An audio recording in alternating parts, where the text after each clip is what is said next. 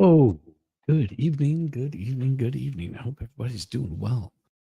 Man, so yesterday we were in the middle of doing the going over the Echard Owens trial, and I haven't seen it, so that's why we're watching the rest of it. Now, if you've already seen it, that's cool. But if you haven't, well, that's cool too. And if you want to see it again, that's even cooler because that's what I'm going to be doing tonight. I'm going to be watching a little bit of this, and then I'm going to switch it over to do some of the neat little Dolton stuff again. So I've got some more of that coming up. Oh boy, crazy, crazy stuff. So let me get this thing started here, and I got a couple other things to handle on the back end of this, and away we go. There will be audio. We have a media microphone on the podium, correct? Okay, all right. When you're ready. Good morning, Ms. Owens. Good morning. You understand that you're currently under oath and must testify truthfully today, correct? Correct. You understand the difference between the truth and the lie, right? Obviously, yes. And you would agree with me that fabricating or doctoring evidence is dishonest and unreasonable behavior, right? Right. And you're aware that lying under oath is a crime in the state of Arizona, correct? Correct. Yeah. And the reason I'm asking these questions, Ms. Owens, is because I've cross-examined you before, Nice. right? Good to see you Right. too. I cross-examined Good you to in see you. conjunction against harassment during the offenses on November 2nd of 2020, right? Right. And during this hearing, that hearing, you'd recall that I gave you the opportunity to correct the record and come clean about any false information or testimony you may have provided, right? Right. And you told me you had nothing to correct, right? Correct. And then you proceeded to lie to the court. Objection, argumentative, Your Honor. Sustained. You testified that you were 100% pregnant on November 2nd, correct? Correct. And you testified that you were 24 weeks pregnant specifically. Correct. I'd like you to take a look at your exhibit A11, please. Oof. This is where she gets called out. She's got them in front. I can see. Yeah, she Ms. Owens, did. this appointment that you attended at Mom Doc on November 14th of 2023 was 12 days after I cross-examined, right? Correct. And during that cross-examination, I pointed out that you had no legitimate medical records to support the pregnancy, right? I mean, you said that, but I don't agree with it. No. At this appointment, Ms. Owens, it was confirmed that you were not pregnant, correct? Correct. These Mom Doc records also indicate that you were diagnosed with PCOS, polycystic ovarian, right? I've had that since I was 17. Yes. Okay. And you'll recall at the hearing on November 2nd, It happens. about any physical health diagnosis that you had, right? I don't. Well, and possibly the reason you didn't get a notification is because I was a little late setting up the stream. I had some other things I had to attend to. I wasn't sure if I was going to be able to do a stream tonight, so it was a little bit late getting it set up. It wasn't your fault or YouTube's. It was mine. So I take responsibility for screwing that one up. Rosalind, oh my gosh, girl, did you want to come in here? I mean, because you're like a rock star. If you're interested, absolutely come in, swing by, have some fun. And you can sort of give your thoughts on this. I think that would be pretty cool. If you're up for it, I'll drop you a link. If you're not able to, that's cool too. No worries, no rush. I'm just chilling. This is I've got a few things that I'm going over tonight, so it is up to you if you're able to. If you're not, that's cool too. You can just hang out and enjoy oh, you're on a plane right now. That's cool. You can just talk to me on the plane. we'll watch the engines together. She's like, not funny, Shizzy. No, don't make fun of me while I'm in the air. Oh my gosh, that would not be funny. Just saying, that would not be funny. We will oh giving people a hard time. Jeez. There we go. There we go. And hey, how you doing? Ray, Joseph, Roy, Risa. Oh my gosh. Tammy Bugard, how you doing? So really good. It's good to see every single one of you. Hey, Joseph. Most definitely. All right, let's get back to it. It is going to be an interesting one. Remember, but if you say so, then yes. You failed to testify that you had PCOS, right? I can't say one way or the other if I did or didn't. I'll take your word for it, but it's not something that I live with daily. You also failed to tell me that in 2016, Doctors Chan and Yee diagnosed you with cancer and apparently removed one of your ovaries. They did not. So as you sit here today, you're Feeling denying that. better. I will absolutely deny that that happened. Now, per what you reported, Hey, what you Patrick, self-reported how you to Mom doing? Doc, they listed a spontaneous abortion date of August 12th of 2023 at 8 weeks pregnant, correct? They listed a lot of things that were inaccurate here. I never told them that I had an abortion that date. Okay, well, spontaneous abortion, if I were to tell you, is a miscarriage. Do you agree with me that they listed a miscarriage date of August 12th of 2023 at 8 weeks pregnant? Yes, but I also never was pregnant in 2019, so I don't know where that came from. And Ms. Owens, based on what you know about pregnancy, as someone who's allegedly been pregnant 3 or 4 times in the past, you miscarried at 8 weeks pregnant, that wouldn't line up with your alleged conception date with Mr. Echard, would it? I It would be don't funny. know, and I'm telling you, I never told them that I was 8 weeks pregnant and lost that on August 12th. In your mom doc record, also in your deposition, self-reported that you passed 2 sacks Okay. to have a membrane, correct? Correct. I'd like you to take a look at what we marked as Exhibit 49, your deposition transcript. Ms. Owens, you recall sitting for a deposition on March 1st of 2024, correct? Correct.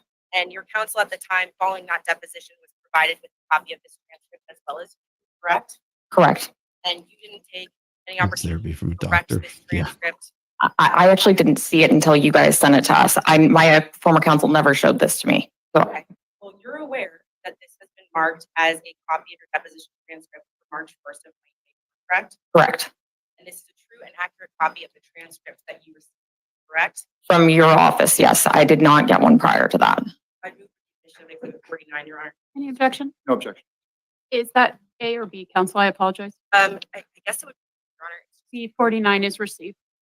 And Ms. Owens, during your deposition, specifically on page 149, lines 18 through 21, you testified that you started spotting, meaning you were having a light period in August or September, correct? I wasn't having a light period. I didn't end up getting a period until November. Well, in your I said light spotting, but sorry. I said light spotting, but that wasn't a period.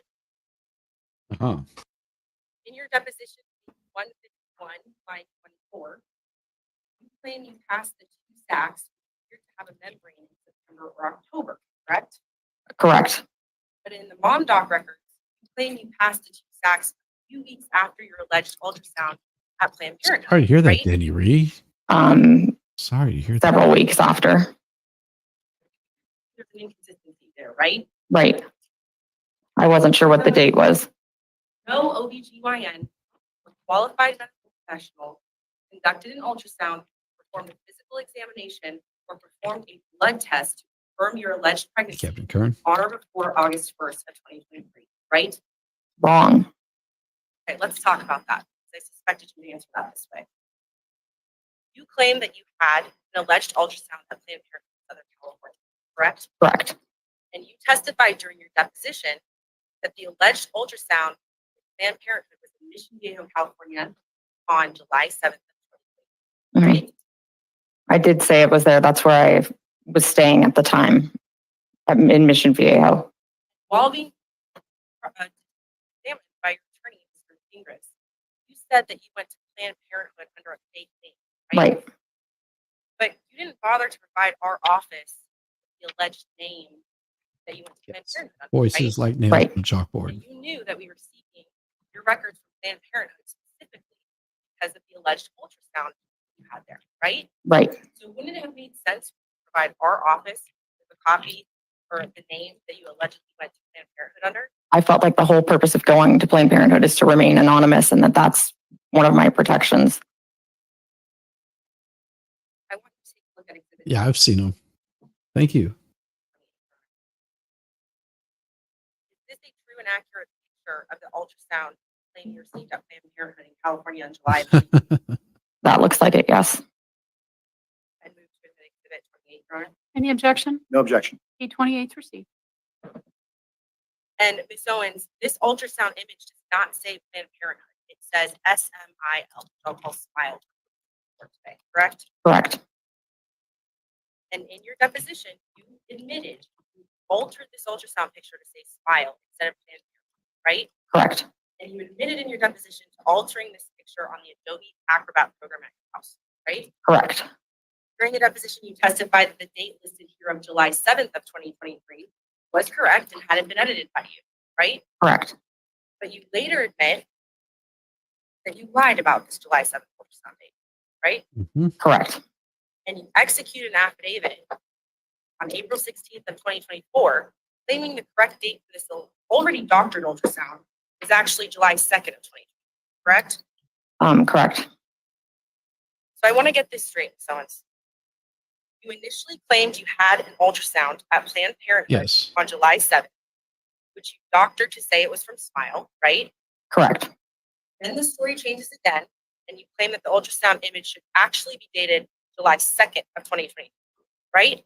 correct, So you changed the date on the ultrasound from Mhm. July 2nd to July 7th, correct?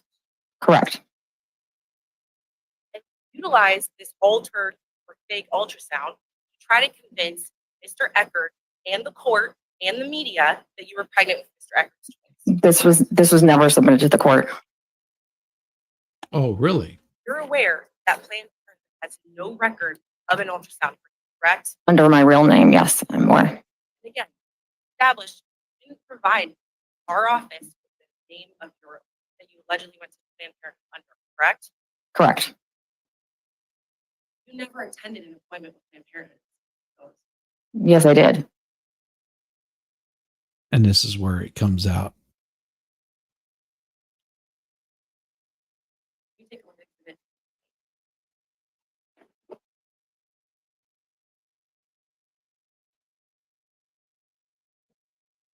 This is a true and accurate copy of our request and response from Planned Parenthood regarding your records dated April 26th of 2024, correct? Correct. I don't believe I've seen this, but I have no idea. And counsel, I'm so sorry. I'll stop the clock like I've done for the others. We're going to give you And I'm going to pause it right here for just a second. Oh, well, we have a wonderful person here. Hello, wonderful. How are you doing? Hey. Yeah, I can hear you, I think. We'll see. Can you hear us? Barely. Barely? It's probably because you're on the plane. Yeah, put those things in. You'll have to change it in StreamYard too. There we go. Can you hear me now? Can you hear me? I'm hearing two of you. Okay. That's because you got to change your settings in StreamYard. Just log out and log back in. Wow, we'll get you. All you gotta do is log out and log back in. Or I'll remove her because she's probably got bad signal. There we go. As soon as I see her smooth out, I'll bring her back in. Yeah. Yeah, the alleged ultrasound was 7/2/2023, but she changed the date to be 7/7/2023. Yeah, that was the creepiest part of it. So what we've got here is we're at 4650. And we'll come back to 4650 because there was a spot where we were at on this that is a little bit better. And let's see if we can get here to this. Because what it was is over here, whenever he was still questioning her, that we left off and Mo had to go. It was right before the break. And I'm pretty sure that's where we were at. But he says, at the top paragraph, Your Honor, I'm going to object. He's taking information off of a potential piece of evidence that hasn't been admitted. He's giving quite a narrative. that has been admitted. Yeah, two's been received. If you Hire a lawyer to help you? Yes, And who was that? Bonnie Plattard. All right, Okay, I already but saw what did you that. have her do with regard to Yeah, Clayton and the 7/2/23 pregnancy? was a Sunday. I wanted to prevent filing a case publicly in court, a parenting plan. Yeah, If here we go. in fact the pregnancy was This is where Clayton's, I thought we left could off come up with it yesterday. on our own without having to involve the court. Okay, so before you filed this case, you made an effort to work with him to get the Yes. test done privately without the court being involved. Yes, and I hired the attorney. I said I would pay for it. I love Did that he hire name. anyone? No. To your knowledge? Laura, let's move forward I to look at love that exhibit name, Nostril A3. Dumbass. Have you ever seen this I before? love it. Yes. Dumb. Can you tell us what it is? Beautiful. This is the message in my patient portal for I'm part of a domestic violence brain injury program in at Barrow, and this is a conversation with my doctor there. Okay, did you send this email? It looks like it's an email dated June 28th from you to a Dr. Glynis Zeman, Zieman. Did you write that email? Well, and here's the thing. All you can, there's really no way to tell for sure, even if there was an ultrasound done. See, that's the thing. There's not even a way for that to be proven as factual. Yeah, her vocal fry is so damn annoying. Oh, we're more civilized. Jeez, I don't know about that. We get ourselves in all kinds of trouble here. Have fun, just as long as you don't, say a few words that you're not supposed to say. Usually, you can have fun. Yeah, I don't do drama. Yeah, I don't do the drama, but outside of that, have fun. Your Honor, I move to admit exhibit, whatever that is. Whatever that is, it could No be objection, something. Your Honor. Case received. Laura, in this email at the very top there, you write to Dr. Zeman that you went to Planned Parenthood while in California, and you said they did a scan there, was confirmed that you were pregnant, and that they saw a sac. Does that refresh your recollection about the date that you went to see? Oh, here we go. Let's see if we got her. All right, did you figure it out? Hey. Oh, excellent. Yeah. What you can do is you can just hang out there and just chill. You're absolutely fine. So how was your? Hear the baby cry? No, I can't hear your baby's crying. So how was your trip? Good. Exhausting. Well, I imagine so. I mean, if you're in the middle of getting back, so you're on your way back currently. Back to Dallas. Back to Dallas.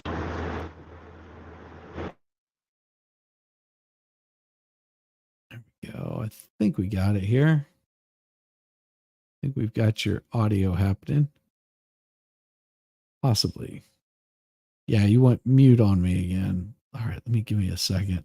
Hopefully I can get this straightened out. Edit mic settings and reduce background noise and see if that doesn't work. There we go. Maybe that's better. Yeah, so Did you have a good time with all the ladies and got to meet some of your friends there? Oh yeah, yeah, I got to meet a lot of people. It was really fun. It was really fun. Just Love it. all the excitement and adrenaline. Is it starting to wear off? Oh yeah, we're off at about 5 o'clock yesterday. Hit the ball. Yeah, did you pour yourself a nice drink and kick back and just go, I am going to sleep? I had a couple of margaritas. Yeah, see? Yeah, if you're in Arizona, you got to have a margarita at least. When in Rome. When in Rome, exactly. Well, you're welcome to hang out here, and what I'll do is I'm just going to continue playing this because I went in and did a little bit of the sound editing to sort of stabilize the vocals the best I could. So that's what and I haven't seen the whole thing, so I've been any show that I've been on with anybody else, I've only seen like the first portion of it. With the recording of it. Yeah. Yeah. Yeah. Oh, that's funny. Owens is one fry short of a Happy Meal. Ah, that's awesome. That's awesome. All right, here we go. We'll get back to it. See Planned Parenthood. Yes. And is the statement that you made to Dr. Zeman truthful? Yes. When you wrote that, did you know that anyone would ever see that in the light of day other than you and Dr. Zeman? Nope. I had no idea. Okay.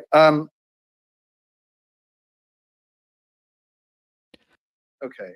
Here's where the good part comes in. Can you explain why you changed the name at the top of the sonogram that we talked about before from Planned Parenthood? I don't know if you answered that before. Yeah. I just didn't want Clayton to know where I had gone to get the sonogram because he had been intimidating before.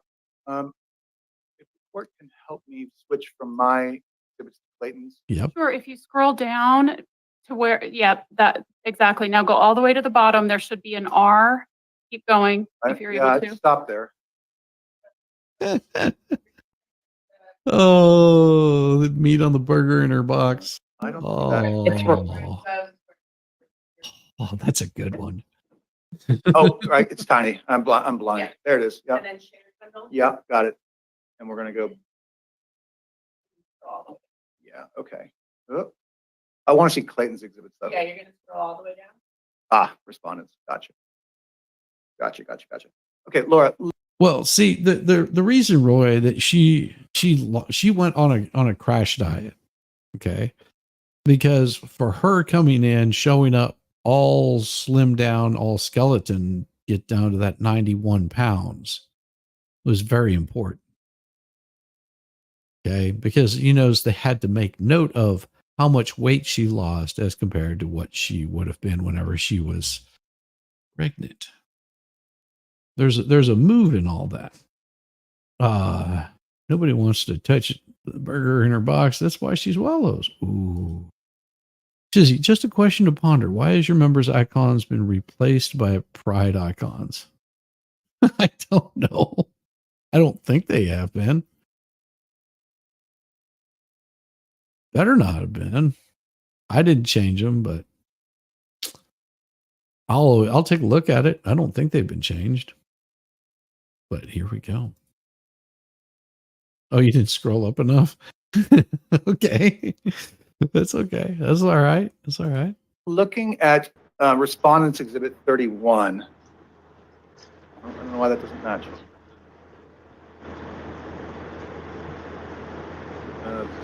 No, that's not it either. These are not the same as. So what you want to do is, it may not be the exhibit numbers that the attorneys labeled it as being.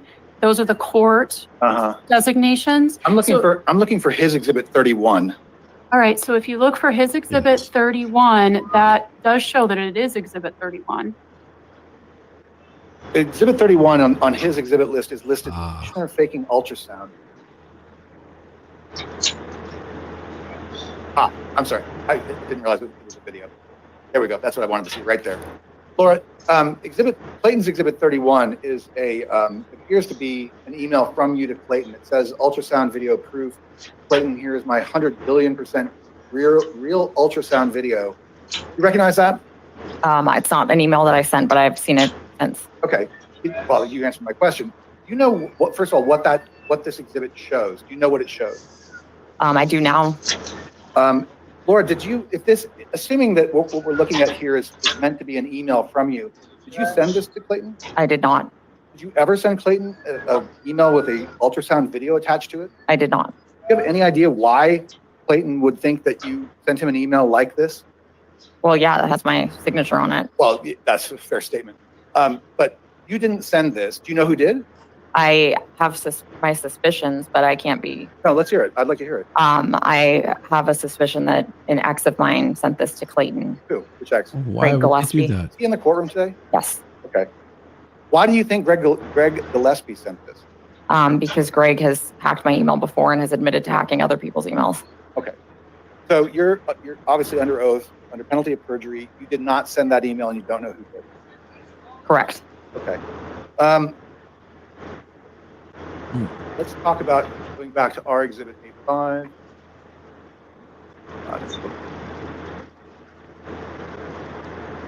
So can you tell us what Exhibit A5 is? Do you recognize this? Yes. Is this a receipt it's an email, but is this reflecting the RavGen that you talked about before? Yes. Okay, and that was August 15th that you made that payment? Yes. And then later on here at the bottom, you indicate, let's see here, Friday, this appears to be an email from you Friday, August 18th. Did you write that email? Yes. You send that to, well, it looks like to Clayton and also CC'd RavGen. Yes. It states here that unfortunately Clayton has refused to take the prenatal paternity test. Is that accurate? Yes. Is that the reason why the test didn't happen in mid-August? Yes. But he Okay, didn't Your Honor, I have move to take admit one. Exhibit A5. No objection. See, the thing is, the only reason he would have to take any sort of test like that is if they were trying to determine whether he was genetically the father of them children.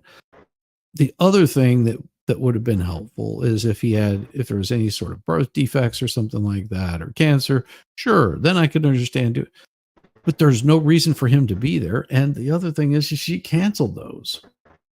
She canceled those particular ones. So that right there was enough to, screw that all up. Ugh. If we were drinking from every lie she told, we would be drunk very, very, very fast. Yeah, but her testimony before duties, she said she sent it to Clayton. Exactly. Yeah. The judge has to explain exhibits to Douche Canoe, but he is this famous, powerful lawyer. Yes. You know what people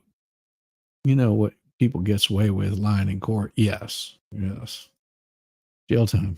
Nostrils there are the emojis if you click the face button right of the chat area. Well, it is a possibility. Could be. A5's received. Okay. Let's look at Clayton's Exhibit 9. Hopefully, there we go. Laura, do you recognize this exhibit, Exhibit 9? Okay. Yes. This appears to be an email from you to Clayton dated October 14th, 2023. And this is an email that you sent him? Yes. All right. In this email, first of all, you're saying some reference to a sonogram video, and you said it matches up with the still video that Dave sent me. I assume that we're talking about Dave. Yes. And you told him this was not my ultrasound. I stand by that 100%. Did Dave Neal ever? Well, first of all, who's Dave Neal? Dave Neal's a content creator. Yeah. And at some point, did Dave send you a sonogram video and ask if it was yours? Yes. What did you say to him? I said it was not mine. Did you ever have a sonogram video of any kind with Clayton? No. Did you ever send a sonogram video to anyone claiming that it showed the pregnancy with Clayton? No. If we go down to the second paragraph, Laura, I'm going to see if I can highlight here. And again, this is Utah. I can't highlight. second sentence in the second paragraph. It's funny. I'll read Paula. it. I think you were very, very high that night, Out and of you it. forgot that when you were on top of you on on your couch, you were begging me to let you put it in for 30 seconds, then 25, then 20, 15, 10, and I said no each time. Then I thought you were just Oh my God. We've gone over this one. Oh my gosh, yeah. That was so horrible. No, so Paula, that's hilarious. It's hilarious. The pride flower pansexual pride heart rainbow Philly pride. It's hilarious. I get a kick out of it. Oh my God. Be careful, Tammy. But lying in court, according to News Canoe, Lower Owens is only a minor thing, y'all. Of course, it's only a minor thing to them. You know, damn the rest of us. That's always not a minor thing. Okay. fingering me, but you stuck it in briefly. First of all, you wrote those words to Clayton, right? Yes. And were those words accurate? Yes. Is that what happened that night on May 20th? Yes. When you sent this email to Clayton, did he ever respond back to you and deny that that's what happened? Yes, Southern Red Sox girl. Let's talk now about the last positive test that you took.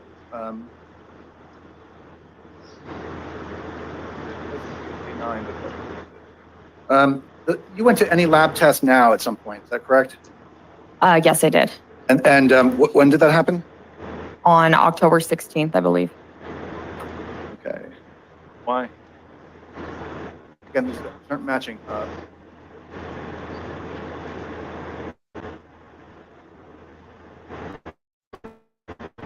Where are we at that one? I need new glasses. There it is. Okay. So Laura, looking at Exhibit A9, do you recognize what this is? Yes. What is it? It's the results from the test I took at any lab test now. And is it your understanding that that result, it says 102H, is it your understanding that you were testing pregnant at still in mid-October 2023? Yes. Objection misstates the evidence. Overruled. Be addressed in cross-examination. So did you do anything at all to tamper with this test, take any drugs, inject yourself with anything at all to affect this? No, I did not. And this was a blood draw that came out of your arm? Yes. Did you supply them the blood yourself, or did a phlebotomist take it out of your arm? A phlebotomist took it. So 2 days after this is when you filed the request for mediation, I think, in this case, right? Yes. And after that date, you filed nothing further. This was 2 days prior to when I filed for mediation. Did you pretty much understand that when you got this test that was probably not going to be a viable pregnancy? That it was probably not. Yeah, but I still saw that it said anything over 4 was pregnant. So, Your Honor, I move to admit Exhibit A9. No objection. And A11 is going to be. Can you tell us if you recognize what this is? the records from Mom Doc. Okay, and this is an OBGYN facility that you visit. Yes. And according to the date here, it says November 14th, 2023. Is that accurate? Yeah. Yes. And so this is when you went in and had a test done that came back negative, correct? Yes. Okay. Yeah, that's a really good question, Brenda. Is like not any man I know would beg at any point in time. Okay, guys in chat, would ever you beg for seconds? Just asking. I mean, no man would beg her for anything. He would be just like, okay, see you, bye. Well, there you go. There you go, Paula. This was from yesterday. Yamaha. How you doing, brother? Good to see you. I would not. No, there's no reason to. How are you doing, Bruce from Oregon? Oh my gosh. So good to see you, man. Yeah. She's Move to admit A11 if we have. No objection. A11's received. All right. Laura, let's look at or thirds or tenths. Exhibit A6. I mean, I'm sure she has a Can pretty you tell high us what body Exhibit weight. A6 is? Yes, that's me showing my pregnant stomach. And when did you create that video? Do you know? September the 19th. Okay. She wasn't even pregnant in November. Wouldn't even want first from her. He begged her so her mouth would be full and he wouldn't hear that voice. Probably. But that's he was probably going, oh, well, I mean, she's cute enough. And then Your Honor, I'll move to admit A6. No objection, Your Honor. A6 is received. And let's look at A7. It's a similar video. Did you take this video yourself, or it looks like you're obviously not Yeah. holding the camera, but what you put on? Yeah, I put it on the stand. Yeah. You took this video. So why would she do such a thing? Why would she do such a thing? Would you remember the date of this? October the 9th. Okay. I don't know if it showed anything there, but it's real short. Okay. Laura, between May 20th and November 14th, we've established. You know, it would be really wild as if some guy that knew her like came forward and said, well, I was with her 2 days before then. Ooh. Established November 14th, you were no longer pregnant. Did you experience any pregnancy symptoms? Yes. Can you explain what those symptoms were? Yeah, I had very bad morning sickness and nausea. She was saying she was having morning sickness. Yeah, Red Sox girl. She's forcing the belly out. And I've seen this video. I honestly can't determine whether it's really her or not. Well, I mean, if she was pregnant, there is that possibility.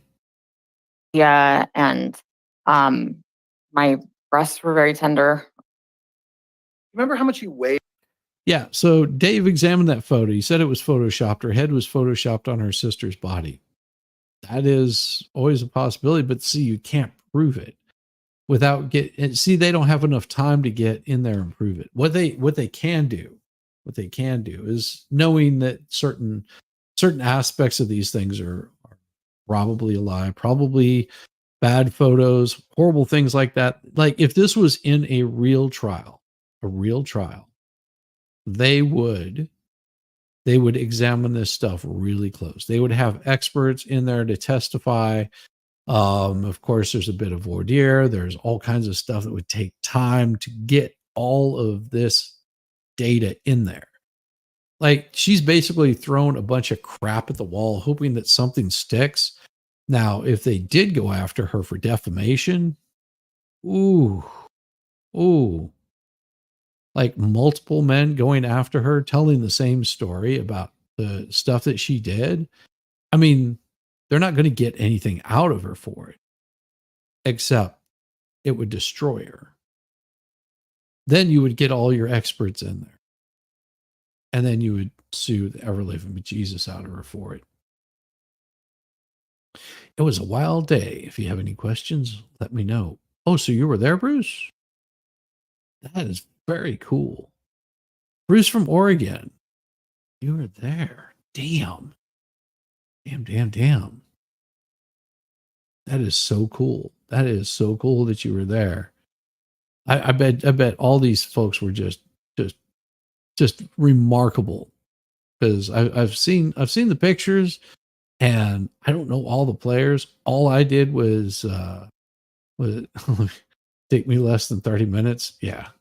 But you'd have to have the actual photo for it. You know, that not just some crappy video. You'd have to have the original. Bruce's Dave's. Oh, excellent. Bruce, Dave's tech support. That is so cool. That is so very cool. Oh, okay. Let's run through your audio interface. Sweet. Yes. I just cleaned up the audio a little bit. Hopefully it didn't mess it up too bad. It would be cathartic for the guys, especially if they got all the restraining orders removed. Ooh. Yeah, that would be it. Yeah, you would need the original, the metadata in there to be able to look at it. Bruce, yes. Bruce, you did a phenomenal freaking job yesterday. It was amazing. I'm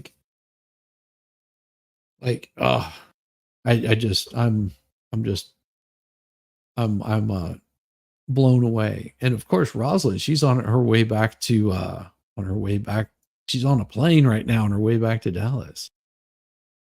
Oh yes. See, she Bruce from Oregon. So nice to have met you. That's and looks like you guys had such a great time. Whenever Rosalind gets back, she's gonna have to hit me up and I'll have her on and she can not tell me all about her wild travels, or she can tell everybody on her channel. Whichever. I think it's really cool. Yeah, thanks. All things went 90% well. Yeah, I mean, there's only so much you can do from a remote location. Really, I mean, that is the hard part, is getting it at a remote location.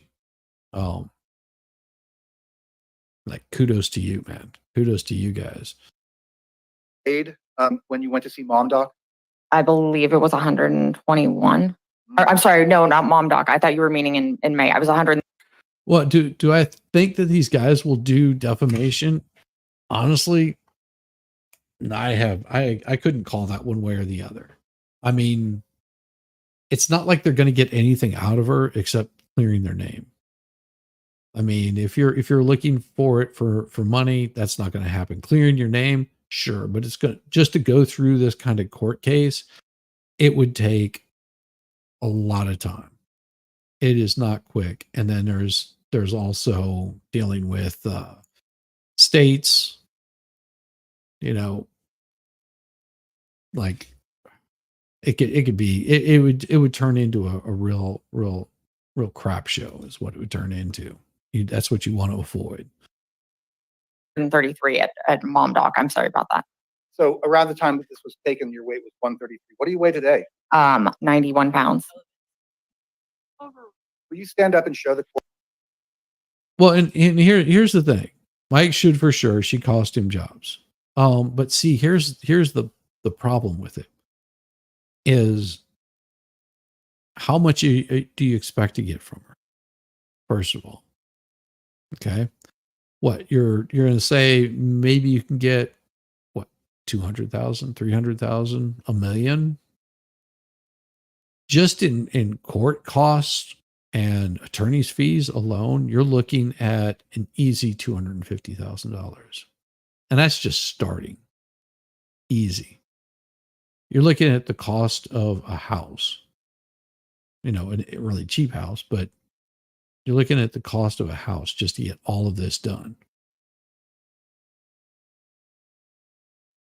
And then if you don't win, you're out that money. And if you do win, it's not like she's going to reimburse you.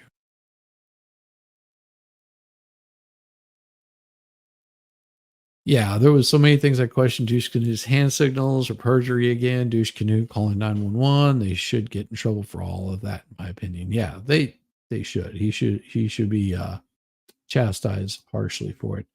I know Omar is talking with Mike M, so Mike can get his name cleared. Omar said he's going to have a face-to-face when he gets back from Hawaii.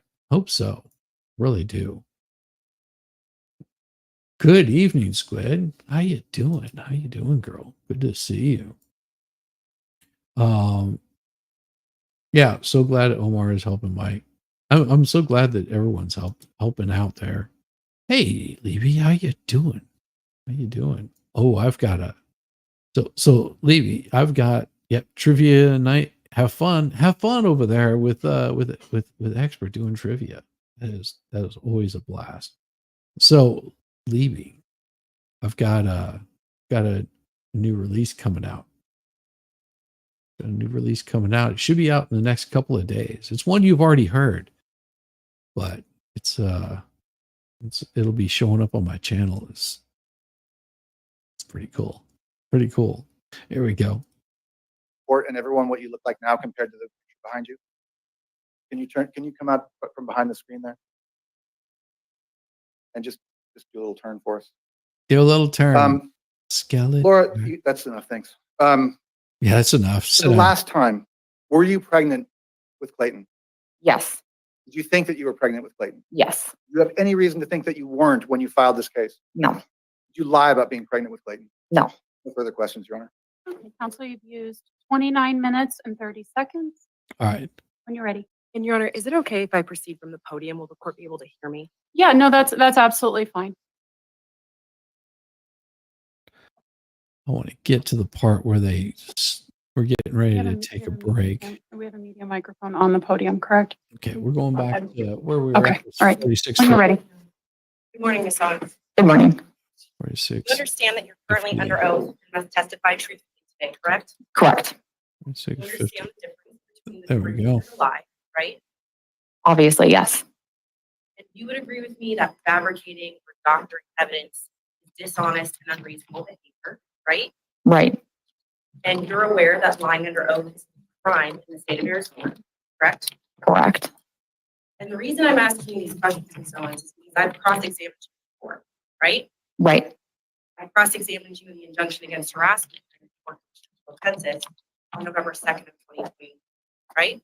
Right. And during this hearing, that hearing, Oh, you yeah. recall that I gave you the opportunity to correct the record and come clean about any false information or testimony you may have provided, right? Right. And you told me you had nothing to correct, right? Correct. And then you proceeded to lie to the court. Objection, argumentative, Your Honor. Sustained. You testified that you were 100% pregnant on November 2nd, correct? Correct. Mhm. And you testified that you were 24 weeks pregnant. What was that? So, yeah. She wanted to go to the podium to block Dingus's signals. Yes. And that's what I got out of this also, was the reason why she went up there in the first place was to block all of his little hand signals and all the things that he was doing. Now, that was a brilliant move by her to notice it, that he was still over there nodding and shaking his head, and yeah, that was, yeah, the break shouldn't have happened until after cross. But here's the thing, from what I heard, there was somebody in the background that said something, and whenever they did that, it got her so flustered, and the judge had to admonish them. And whenever the judge admonished them, that gave her an opportunity to do it. So good job, dumbass that wanted to be like back there in the back saying shit. Can we please count how many times he says? Oh yes, make sure you hit that thumbs up button. Make sure you do that. Megan said when Whitnick gave him the stink eye. Mm-hmm. Just watch. Correct. I'd like you to take a look at your exhibit A11, please.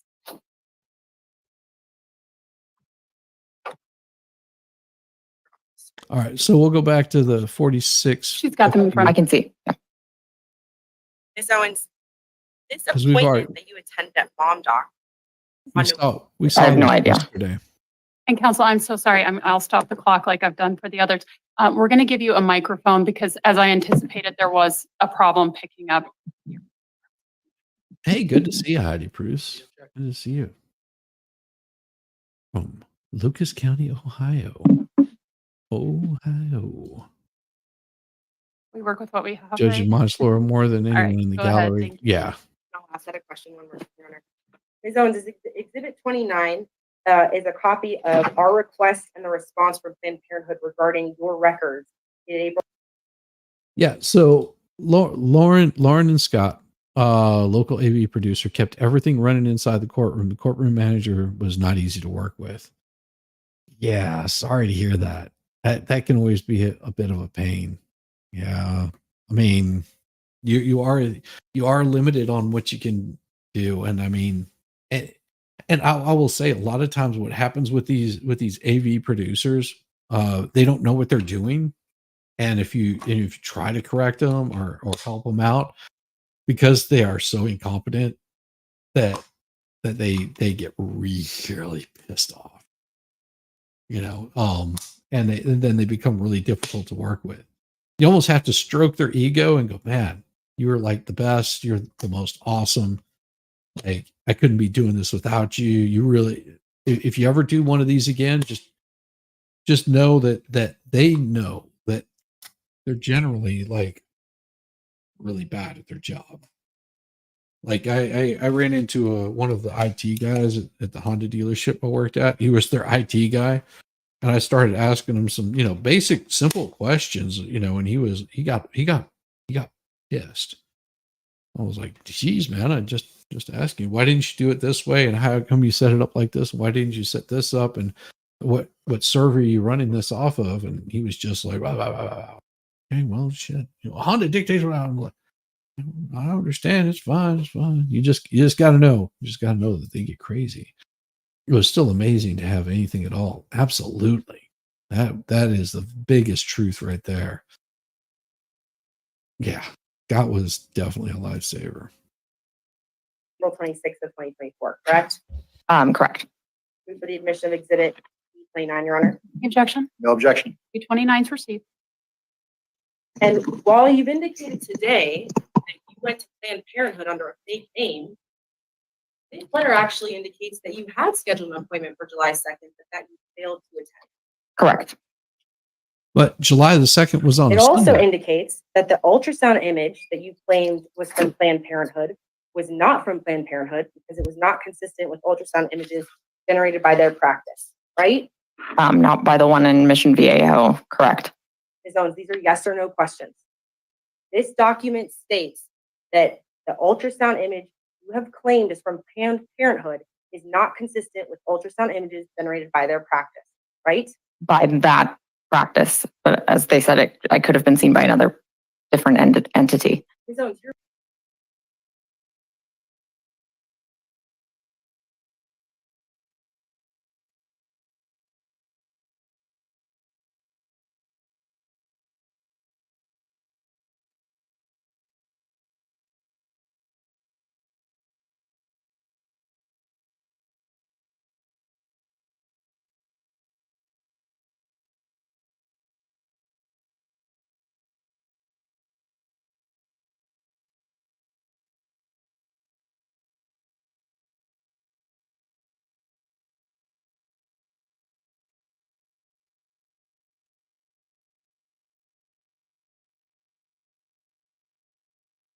I muted myself. I shizzied it, like they say.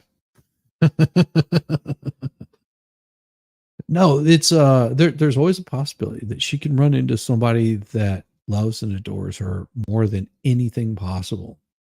More than anything possible. And, kudos to them. Paul Simon has entered the chat. Bringing with the sounds of silence. you're well aware that this request covered all of Orange County and San Bernardino County. It didn't cover Los Angeles, though. So now you're saying you went to Planned Parenthood in Los Angeles. Yes. So you're telling us you went to Planned Parenthood in Los Angeles on the day of trial today. Yes. Okay. When did you go to Planned Parenthood in Los Angeles? Exactly when I said I went. When was that? July 2nd. Okay. Good to see you. I'd like to go back to the two SACs you passed. So again, in your deposition, you claimed you passed them in Staffs. September or October, right? Yes. But then you changed the date and claimed that you passed these two SACs on July 23rd of 2020, right? Right. And you actually had an appointment scheduled with Dr. McCool, who you claimed McCool? is your high-risk perinatologist, for July 24th of 2020, right? Right. That I canceled days prior. Second. Okay, so you canceled that appointment. Days prior. Then you rescheduled. Oh, I see what it is. It's July 2nd.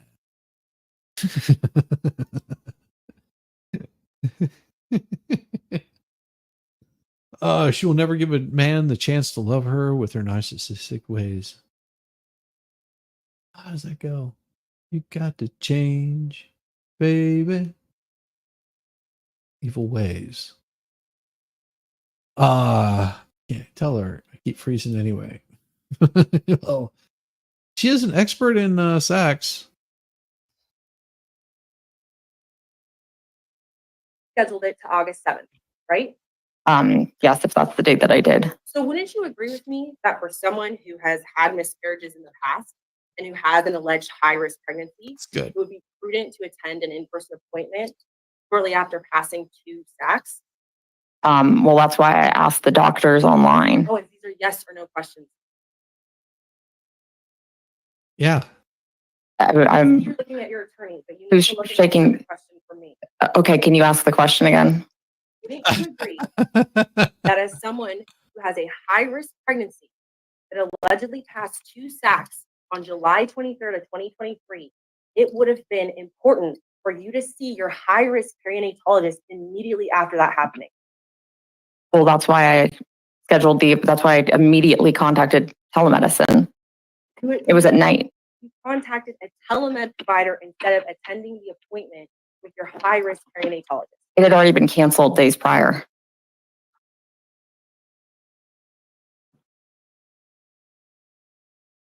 So you had 4 appointments scheduled with Dr. McCool that you never attended, right? Correct. And you intentionally failed to attend those appointments because all of those appointments would have resulted in a medical record that stated you were not pregnant, right? Objection argumentative. Sustained to the form of the question, but you can ask the question in a different way. I'll move on. During the November 2nd hearing, you denied that the DNA test results came back with little to no fetal DNA, right? It could happen. What? During the Oh, November 2nd hearing, I said that the test was. is the question is on? During the November 2nd, See, he is trying to guide her.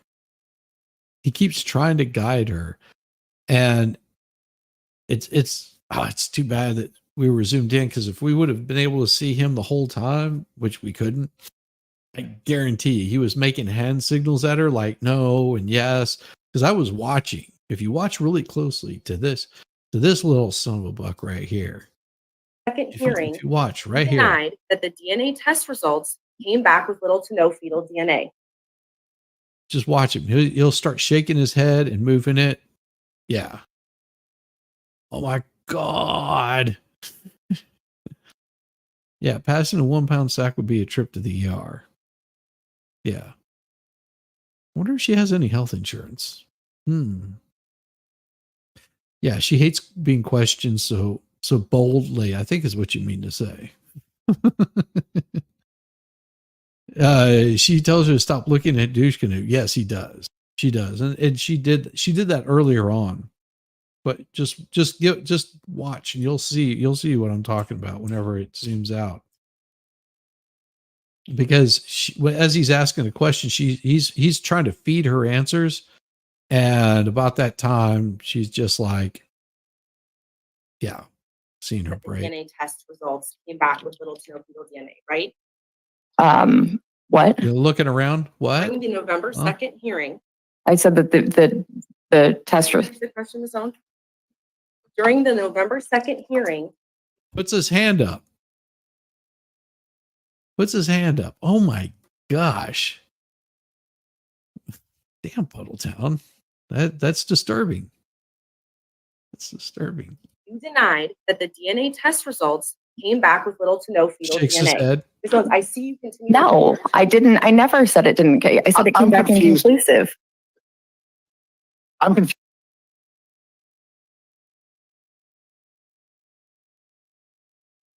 Oh my God. I mean, it's so blatant. Does he not even realize what he's doing? Does he not even realize that he's been sitting there going, hold up and yes, no, and wait, let me stop it right here. What happened? God. Yeah. Tell me you didn't do research on your own case without telling me. Yeah, that's about right. Yeah, the timeout sign. Yeah. Yeah. It is so bad. See, isn't that against the rules? Well, and she's supposed to be answering to the best of her recollection. If she doesn't know, it's a simple yes, no, I don't know. That's it. Oh. So I get to love it. Move up. Yeah. Oh, God, this is so rotten. I got to see that again, because just watching his response the whole time. If you just watch him, every time they ask a question, she goes, what? Huh? little to no fetal DNA, right? What? During the November 2nd hearing, I said that the test Can I ask the question, Ms. Owens? During the November 2nd hearing, you denied that the DNA test results came back with little to no fetal DNA. Ms. Owens, I see you continue. No, I didn't. I never said it didn't. I said it came I'm back confused. inconclusive. I'm confused about what date she's referring to. What November 2nd, November 2nd hearing? November 2nd hearing. Okay. Oh, well, I wasn't here for that. Doesn't matter. If you don't know your case, that's your own damn problem. Like, did you not listen to the hearing? I mean, we've seen it. Everybody's seen it. Maybe he didn't. Again, before my time, so that's why I'm confused. I apologize. So he's trying to slow down her, get her off her game. That's what he's doing. When this case started, did no one say this is stupid? You can't get pregnant that way and throw them all out? No, they didn't. Because that right there was for something completely different. Whenever this all got started. This is not okay. The court and bar need to be held with this visual evidence. Needs to be told? Yeah, it should be. But, think about what happened with Gravely. Think about what happened with Gravely in Solomon Anderson's case, where he was basically mouthing out everything that the person was saying on the stand. He would ask a question, then he would mouth the whole thing out, the answer that they were coached to answer.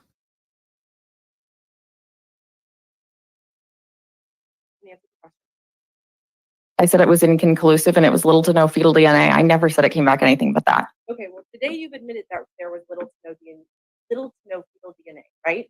I've never said there was anything else. Yes, you did.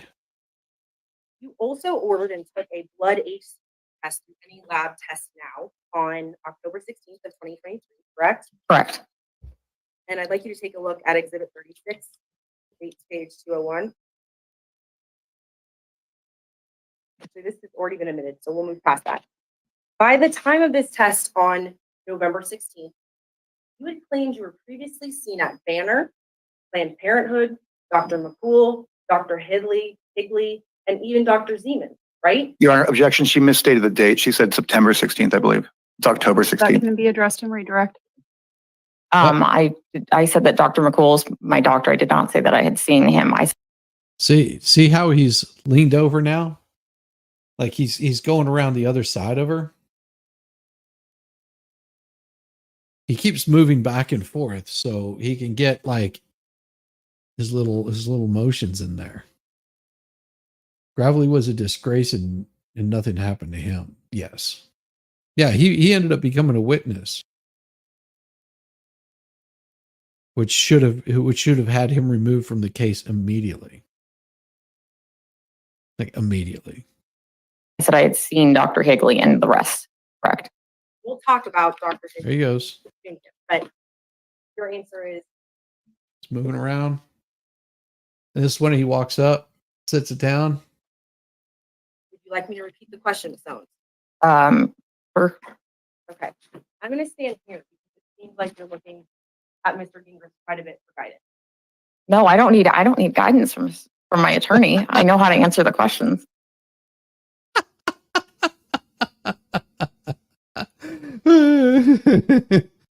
Wait, when she moves, he gets all fidgety. Oh yeah. We only dribble when we move with your butt edge are involved. Yeah, and it breaks down for her right here. By the time of your appointment for this test on October 16th of 2023, you claimed you were previously seen at Banner, Planned Parenthood, Dr. Higley, and even Dr. Z, right? Yes. But instead of going to any of those providers for this test, you went to an entirely new provider, correct? I just went on my way home from taking the RavGen test, actually. Starts shaking his head. Yes or no questions? Well, it wasn't a provider. It was a self-paid test. So Okay, so you didn't go to any of your prior providers for this test, right? Correct. Shakes her head no, By your correct? own admission in your affidavit signed April 16th of 2024, this result of an HCG level of 102 was not consistent with pregnancy, right? Objection misstates the testimony. Overruled. Overruled. Oof. You can answer. Oh, Oh, can you say it again? I'm sorry. By your own admission, the test result of 102 for the level for HCG is not consistent with the pregnancy. Objection. I Go ahead. I learned that it was. Learned that it was consistent with pregnancy or was not. Well, the test results said anything above 4 was pregnant, so I thought 102 was pregnant, but then I learned it was not. Would agree with me that it's not consistent with pregnancy. No, I wouldn't. You doctored this particular test twice, Ms. Owens, correct? I doctored the test once. Okay, and when was that? Here it comes. When I tried to send it to Dave Neal to get him to stop creating harassing videos at me, And what amount doctored level that? it was like 102,000, I believe. So can you pull up exhibit 17? So during this portion of it, where she's talking about and it took me a minute to remember where it was, but during this portion, she said somebody in the gallery says something, and the judge admonishes them for it. Now everybody was saying that it was something else, but I heard him say, "Well, that's no little deal," or some crap like that in the gallery. And when they did, the judge admonished them, and then shortly thereafter, because she was so flustered, that it ended up they ended up calling a break to this. Page 113. Well, obviously, Ms. Owens, you'll recognize this as it looks like the same Yeah. test from October 16th, but it has an HCG level different than what you just indicated, and it says 131,902. Okay. Correct? Yes, that's So you also doctored this test. no, I didn't know what the number was that I had made it to. Well, Ms. Owens, I agree with you. You doctored this test twice. One to say 102,000 and again to say 131,902, right? I doctored it, I guess, to say 131,902. As of October 17th, 2023, when you received this test result, you had reason to believe you were not pregnant, right? Yes, after doing some research, yes. But then you proceeded to lie under oath at hearings before this court on October 24th, October 25th, and November 2nd, correct? That's not correct. No. Instead of telling the truth, you tampered with this HCG test to increase the level and offered that as support for a pregnancy. To a content creator, not to the court. You also testified on November 2nd, unequivocally, that your OBGYNs were Dr. McCool and Dr. Higgins, right? Right. In fact, you went so far as to state that your main OBGYN is the perinatalogist, Dr. McCool, right? Correct. It's just You further testified on November Paleontologist. 2nd that you had last seen Dr. Higley on last Friday, right? Right. You lied to the court when you made these statements. I had the appointment scheduled, which you guys have. Yes, no questions. I know, but it needs to be answered. Correct. It needs to be answered. I had an appointment scheduled with him that I did not attend, but I did have an appointment scheduled. doesn't matter. You say you were Here it seen comes. by a doctor. That's not the same as having an appointment scheduled, correct? Correct. So we would agree that you were dishonest when you said you were physically seen by Dr. Higley the Friday before the November 2nd hearing. Correct. That's a very minor thing. Stop. Yeah, really. So it's You know, never been seen. I mean, if by- this is good, I'm not comfortable if the J. That right there. That's what did it. It's not that minor. Whenever he said that's not that minor. Yeah. Yeah, that's what it was. It's not that minor now, is it? That's whenever the judge got a little upset.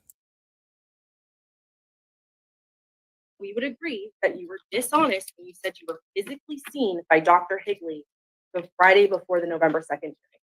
Correct. That's a very minor thing. Stop. Yeah. And he turns around. Whitney's like, stop it. Yeah. Nothing like a malignant narcissist on the stand. Exactly. Yeah. At least she admitted she lied. Yeah. But see, this, whoever was in the gallery that did that got her flustered. And it's fun to watch him get flustered, but it also, whoever did that, if the judge would have caught him doing it, she probably would have held him in contempt of court, and she could have fined the ever-living bejesus out of him and held them in jail for that. It's not appropriate. It's not right, because in doing so, it gave her time to regroup. It gave him time to take a break and regroup, which made it really difficult for the attorney to do her job. So we're, just because you think being smart and fun, yeah, it doesn't screw that up. Really. So never been seen I mean, if this is good, I'm not comfortable if the JFC crew is going to be having reactions, honestly. Okay, I'm going to stop the clock at this time. Counsel, you ask questions. Ma'am, you answer the questions. I could ask the gallery to please keep your I actions. think I I'm can't. still talking, ma'am. Oh. Yes, that's exactly what it was. Laura was looking for the opportunity to reaffirm her narrative of being a victim. That's all she needed. One little thing to set her off. She was looking for it. No, it was whatever happened behind him, and Woodnick said stop. That's all that he did. Yes. That's yes, it did stop the attorney's stride. And that's why I'm saying whoever did it should be proud of themselves, because you got away with something that should have got you held in contempt of court. Like, a lot of times this kind of crap happens. A judge, they'll remove everybody from the gallery. Like media, everybody, they don't care. They'll remove everybody from the gallery. Oh yeah, he jumped at the chance for a recess. Keep your comments to a minimum or you will be asked to leave. Go ahead, counsel.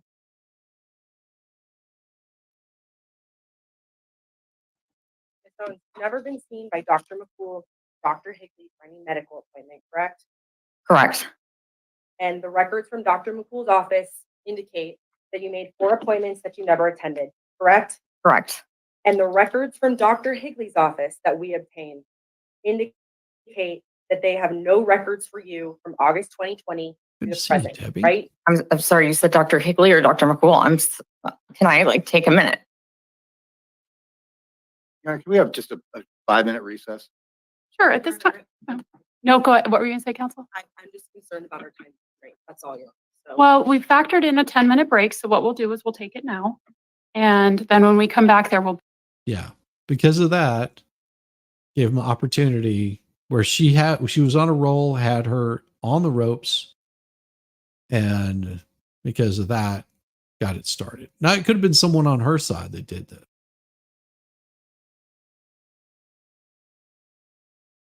It'd be so much more entertaining if the judge were an Iowa lady with cat-eye glasses or Judge Manning. And I can't spell. It happens. A couple of people snickered, but did you hear the judge? She said to keep it to a minimum. I watched videos of those who were in there, and they explained what happened. Very cool. There'll be no further breaks. So that's just something for the parties to keep in mind. We'll stand in recess. All right.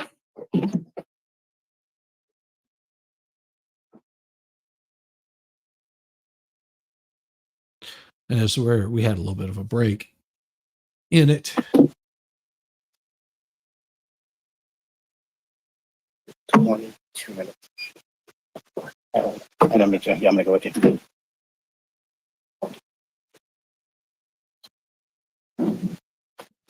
Water. I want to drink water.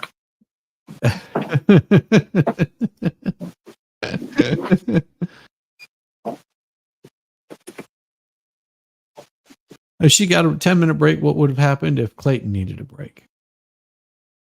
Well, here's the thing. I don't think Clayton would have needed a break.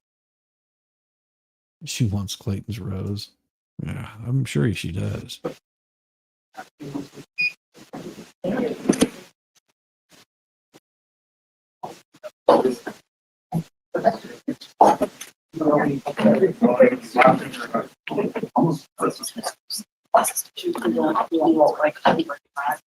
Stand? A quick time check, Judge. Sure. Petitioners at 29 minutes and 30 seconds, respondents at 22 minutes and 1 second. Damn. Dog food ad. Did you feed your dog? Yeah, thank you. Ms. Owens, you testified at the November. No problem, Squid. That was I did what I could. I mean, like I said, the real heroes of this and getting us all of this was Bruce, and Dave, and Lauren being in there and getting it all on camera, and just saying that none of this would have been possible. I wouldn't have been able to do any of that editing had they not done it.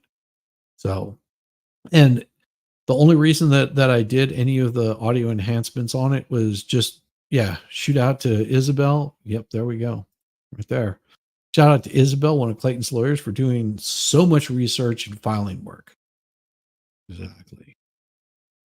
Yeah, this case makes me feel like a real YouTuber, been cutting, editing, and making thumbnails for 2 days. Oh my gosh. Really wish they could have gotten at least a day. Perfect would have been a week, but now that wasn't going to happen, but another hour would have been nice too. Yeah.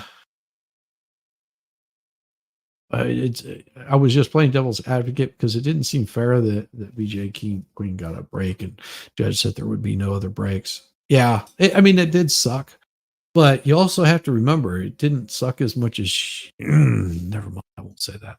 Second hearing that you had a due date of February 14th of That was a 2024, which tasteless is joke. Valentine's Day, correct? Correct. Spit it out. But you don't have a single medical record to support that alleged due date, right?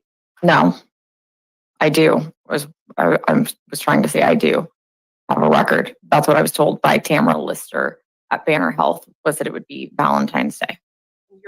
All right. What I'm going to do right now is I'm going to get my standing desk here. I got my walking pad. We're going to walk a little bit tonight. See what happens. See if it disturbs you guys, if the noise is loud.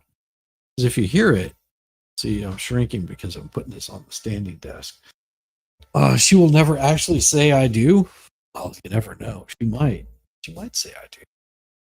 So I'm going to pull this thing out. Give me just a second. I'll stop my camera so I can. Been trying to get a little more exercise lately. So we'll see how this works. If it's too loud, then I'll just be standing. Give me just a second. I'll hit play while we're doing. Aha. You're aware that the records that you provided from Banner did not indicate any due date, right? It was in conversation with her as to when the due date would be. Yes or no questions. You're aware that the record you provided from Banner lists no such due date, right? It can't be answered in a yes or no manner. I'm saying Yes, no, or I don't know. so then can you please repeat the question? So you're aware That's right. that the record from Banner that you provided, that your attorney just admitted into evidence, does not have an alleged due date of any kind on it, right? Oh. Okay, then yes. I want you to take a look at what's our Exhibit 17, page 110.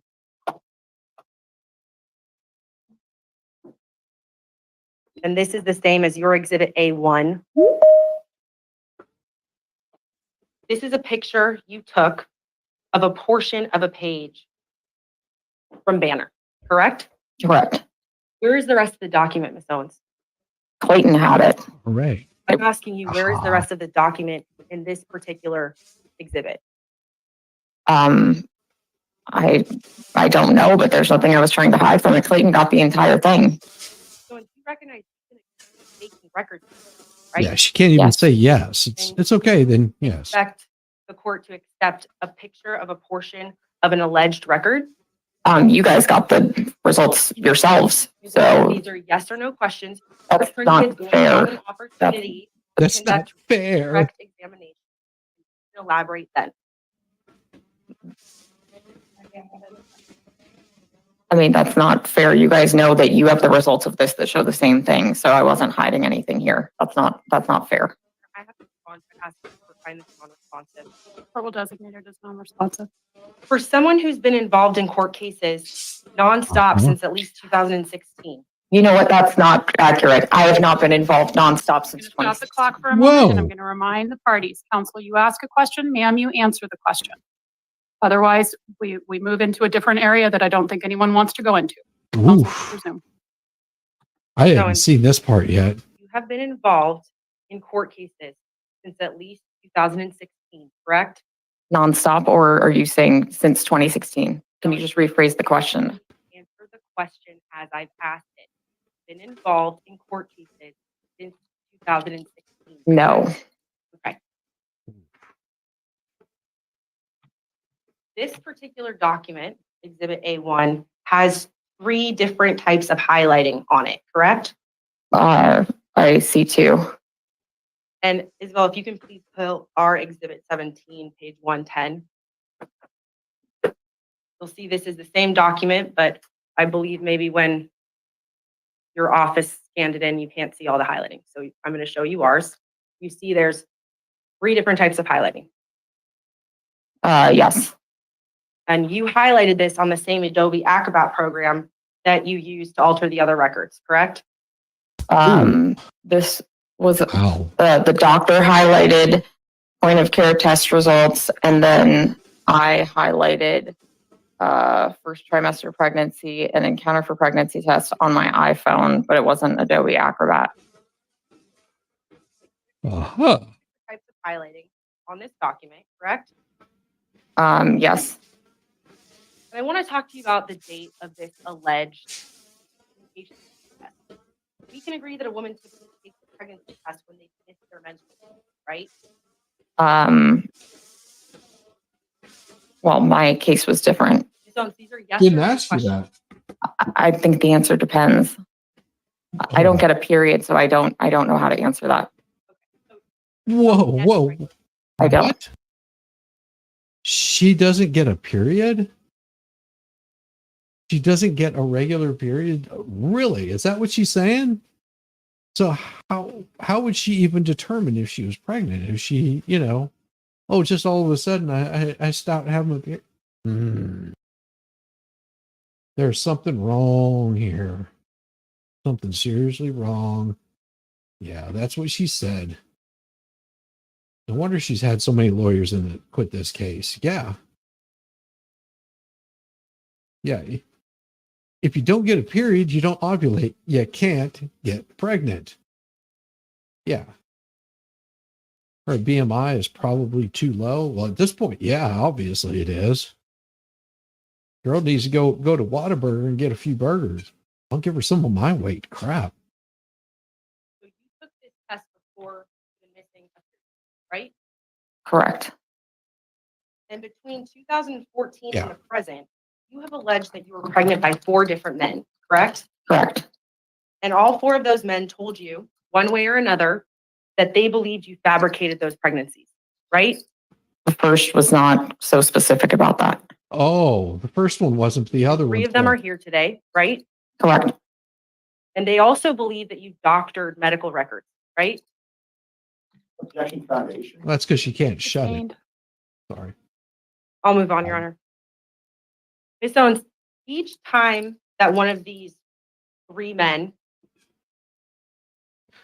She claims she did a pregnancy test because she was paranoid after the grinding. Yeah. Yeah, 91 pounds. She's very underweight. I mean, it is horse jumping can damage female reproductive organs, making them infertile. Well, I don't know anything about that. I'm not a doctor. Yes, I'm with you there. I got an extra 50 pounds she can have. Damn. Well, she doesn't get a period functionality, sterile, no different than menopause. I don't have periods. Okay. Says, okay, I'm sterile. Yeah, she wants a baby so bad she's jealous of her sister. That is always a possibility too. And maybe that's why she was on IVF medicine, and maybe, just maybe, that's why whenever she peed on a stick, that it came back as being positive. I don't know. She has some condition, PSO, polys, something, ovaries, or yeah.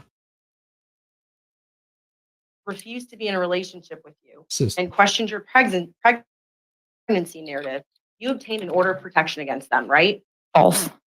Okay, well, you have an order of protection against Mr. Greg Gillespie, correct? Correct. And he didn't believe that you were ever pregnant with his child, right? No, that's wrong. Oh no, that's wrong. He had me, I went to a doctor. He told me I needed to go to the specific doctor to confirm the pregnancy, which I did. Who spoke to him. Stop. I'm striking that response. Yep. The court reporter has been very clear. Everyone's talking over each other for appellate purposes. And the fact that one of the parties is paying for the court reporter, implore you please to talk one at a time. With regards to the objection, it's overruled. Go ahead, Counsel. With being overweight or Your Honor, I'll overweight move can on do in the the same thing. time. Ms. Owens, you didn't file an affidavit of financial information in this case, did you? I did. When did you file that? August or September. It's with the court. Okay. It's on the record. Well, consistent with your deposition testimony and your April 16th affidavit, you would agree with me that you make approximately $200,000 a year and then have approximately $500,000 in like a money market, right? I don't have $500,000 in a money market account. Okay, but you would agree with me that you She make took that approximately out. $200,000 a year? It's with businesses I have with my mom, so it's proportional to us. Okay. With our companies, yeah. Ms. Owens, I want to give you one more opportunity. The media is here. You know that this case has gone viral. You have an opportunity right now Oh, she does. to come clean and start She fresh. take it. So I'm going to ask you one final time. You were never pregnant by Clayton Echard, correct? That is absolutely incorrect. Okay. I'm Judge. Time check, 28 minutes, 46 seconds. Redirect when you're ready. Your Honor, I've got about 3 questions. First of all, Laura, looking at Exhibit A0, are we on my screen? This is the timeline that we talked about before. Can you just go back over that real quick? And does that accurately reflect the testimony you gave earlier regarding your version of the events? Yes. Your Honor, I move to admit Exhibit A0 under, it's a Rule 1006. It's a summary of testimony. Your Honor, I would object. I don't believe this is an accurate summary of the testimony today. That's fine. It's at Over objection, the court will receive 107, what's been marked as A30, giving it the weight that it deserves. There to 19, be 107. demonstratively. Right. On there.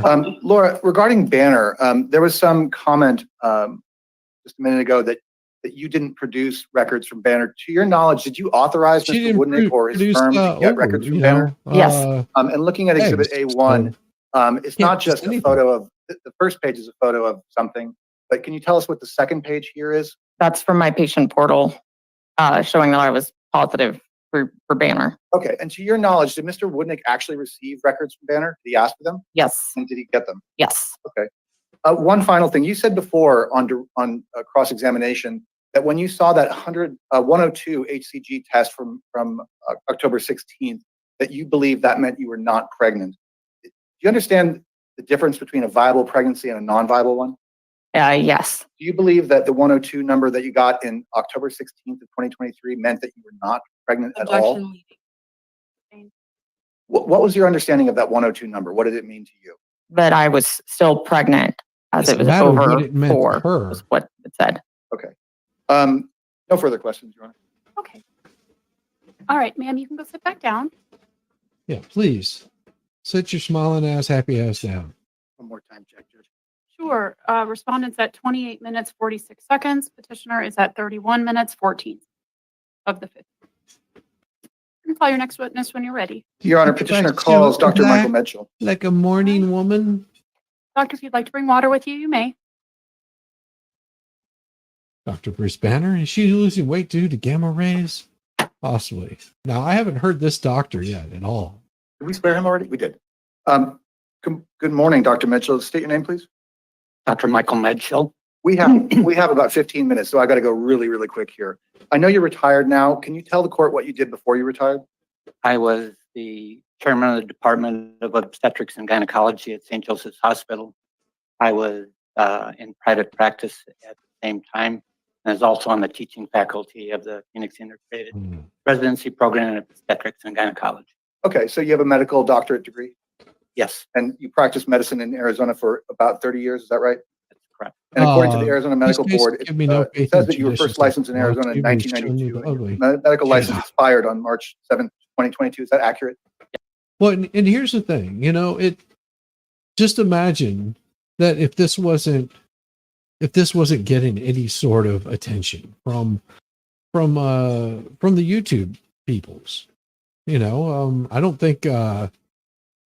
think Dave is law to him. I mean, he's just somebody that's very observant. But people start seeing these things and it gets brought to, everyone's attention. And that's whenever it becomes apparent that these things have been happening for quite some time. Just imagine if Laura had not been caught on her lies, caught on audio, caught on video, these things weren't shown, that Clayton would have been doing this by himself. Someone actually came in and put together getting a lawyer for him. It's yeah. I mean, it's because of the people on the YouTube that it's made these things more prevalent, and it's getting harder and harder for people to get away with it. You researched Dr. Mitchell. He graduated from Medical College of Wisconsin. No, don't be embarrassed to be from Wisconsin. I mean, that's where you're from. And it's not that he's a bad doctor. He's actually a pretty damn good doctor. But I have not seen this part yet. I mean, if he's worked in obstetrician for quite what 30 years, I mean that's pretty damn impressive. Gotta switch to pressure wash video for the 3-year-old. Well, enjoy, have a good one. And no, I have not seen this part. I haven't seen a lot of this. Call me Dr. Figure. Sing it for me. All right. Yes, It's about 2 years ago, and you retired from medicine in good standing with the medical board. that's correct. Your Honor, I tender Dr. Mitchell as an expert in the area of obstetrics and gynecology. Yeah. All right, so stipulated. Okay. Dr. Mitchell, in front of you there, we've got your CV, I guess. This is exhibit A12.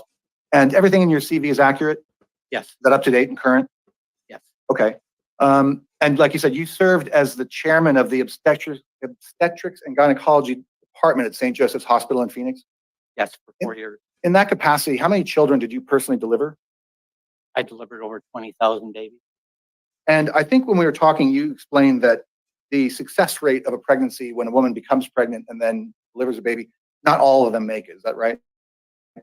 Almost half of all pregnancies end in a miscarriage. Okay. And so if you delivered 22 or 20,000 children, how many patients did you see that didn't deliver healthy babies? Was directly to the, I'm sorry? Sustained. In addition to women that did not deliver a healthy baby, in in addition to women who delivered healthy children, did you have patients who had miscarriages? Thousands. And so you have extensive training and experience with regard to women that have non-normal pregnancies. Correct.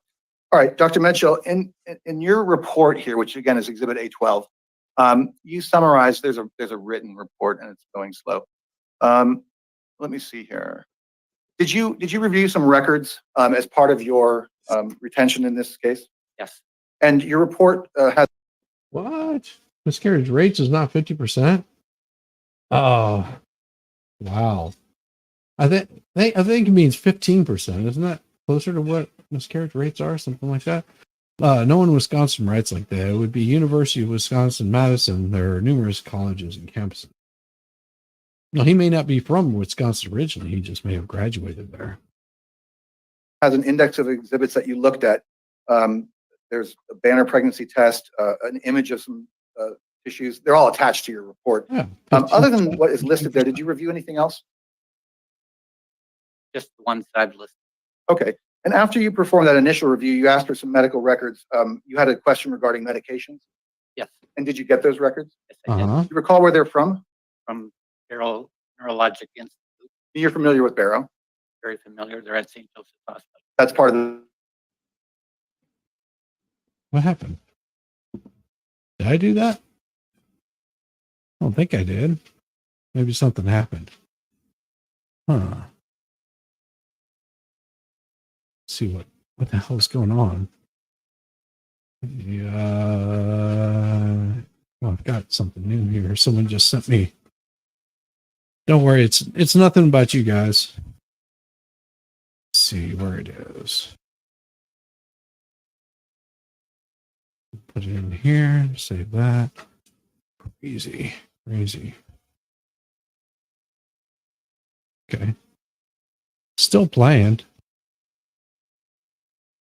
Hopefully something didn't happen here. With over 99% probability. Okay. Okay. And can you explain Mhm. what facts support that conclusion? The facts that you considered anyway. I Oh, kind of the Sergeant Friday of Dragnet. I only take in the facts, the bare facts that are known to be provable. Number one, there was intimate. Oh, well, if it did to MG last night, that's because this is my edited version of this is the enhanced audio that I did on it. So if it did in the same spot, it's because it's the same exact video.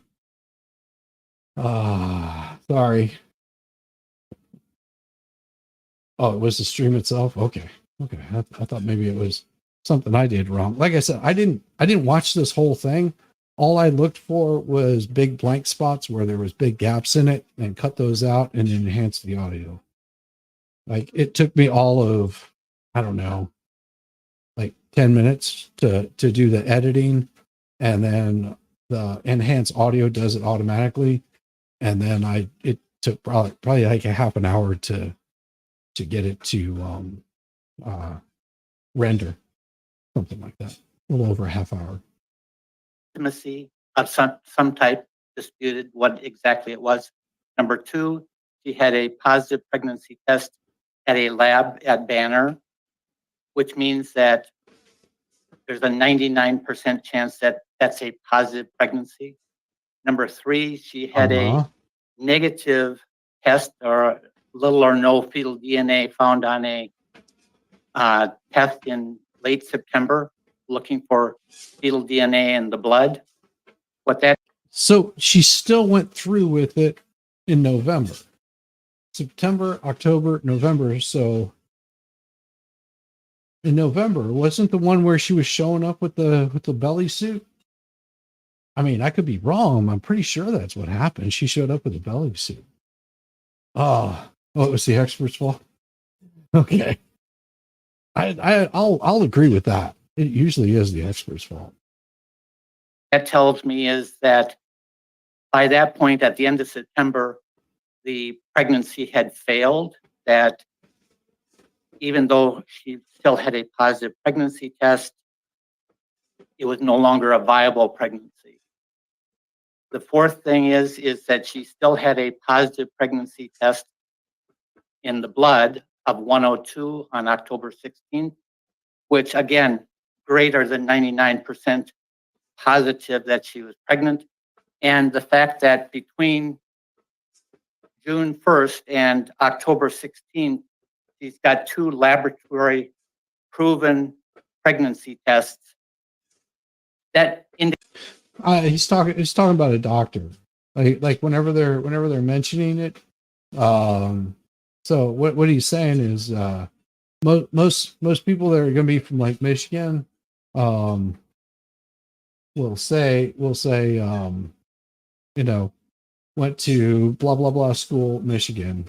Like what he's saying is it would be usually University of Wisconsin, Madison, because there's numerous colleges and campuses called University of Wisconsin. So that's all he's saying. I understood. indicates that all of the urine pregnancy tests, any other pregnancy tests that she had done, likely are also demonstrably positive. And the final thing is when she had bleeding in November, and then a couple of days later had a negative pregnancy test at the mom doc. That's not how it happens. Also illustrates one that. So if in November you're having a negative pregnancy test and there's no fetal DNA, that doesn't add up. It can't. Yeah, he's only looking at the doctored paperwork, and it's easy to testify whenever you don't have all the facts. The pregnancy finally was completed. So what happened was she had a pregnancy. It failed at some point. There's no way of knowing exactly when. Okay, and why would there be? And I'm curious here now. Why would there not be any way of knowing exactly when? Because I'm not a doctor. I don't have any kids. You make me be kinder. Well, you're welcome. I guess I try to be. I try to be. You don't understand because you did not go to the University of Wisconsin Madison. You went to the Medical College of Wisconsin. It's not a University of Wisconsin school. I don't know. Yeah, just like Texas, you have University of Texas EP, University of Texas SA, but they all come under the University of Texas banner. Yeah, you'd specify college you graduated from: Madison, Milwaukee, Whitewater. That's it. Yeah. He's not making fun of you. You went Medical College of Wisconsin. That's the name of the school. Oh, it's not a state college? Well, see, I don't know. I see. I'll let you guys figure that one out. But no, so if he's saying there's no way of knowing exactly when she lost a child, there's also no way of knowing that whenever she was pregnant. That would be my thought. Frequently, very frequently, when people miscarry, they're incomplete. Some of it miscarries, the fetus is no longer alive, but you still continue to have a positive pregnancy test because there's still tissue there that hasn't been expelled. That finally happened in November when that pregnancy was completed, when that miscarriage was completed. Uh-huh. Okay, Dr. Mitchell, Mr. Echard has said that he doesn't believe that a pregnancy was possible here because there was no intercourse. Do you have an opinion about that? Regarding general, not regarding him or her, but in general. Well, it's that's why Squid's so smart. Now I understand why Squid's so smart. She had brain surgery. They implanted her with a chip that makes her smarter than me. Damn it. Now I need to go where she went, get like the implants that she has, just so I can get smarter. She's like Bionic Woman. Yeah, see, Bruce is like, that makes sense now. So they can't say when a pregnancy ended because there was no pregnancy, she just had a period because the PCOS makes you irregular. Yes. Exactly. said that men are like basketball players. They dribble before they shoot. They also dribble afterwards. And if you, But here's the problem, Doc. He dribbled in her mouth twice. Uh-huh. Oh, two. No, not just one, but two. Two. A boy and a girl. Remember. Only miscarriage in this was a miscarriage of justice. My luck, they put one of those Abby normal chips on me. Maybe they did already. Yeah, that's probably true. who are rubbing genitalia together, it is possible to get pregnant. How much weight would you assign to the fact that Mr. Echard denied sexual intercourse? Is that significant to the question of whether she was pregnant, or is it a minor point? Objection. It has nothing to do with whether she was pregnant. Hold on 1 second, counsel. I'll withdraw. Withdrawn. Okay. Dr. Mitchell, I think you said earlier that it's impossible to know for sure when Laura's pregnancy ended. Do you have an opinion about, based on the records that you've seen and the information that's been provided to you, do you have a theory about when? It actually ended in November when her pregnancy test was negative. Listen to this. Not only does she have a chip, but she's also bulletproof. Great job, Superwoman. Damn it. You know I'm messing with you, Squid. You know I'm messing with you. You know, she's got a brain chip, and then on top of that, she's got a metal plate in the back of her head. So she can totally kick my ass. She's like Superwoman. Thanks, Squid. I appreciate you. Negative.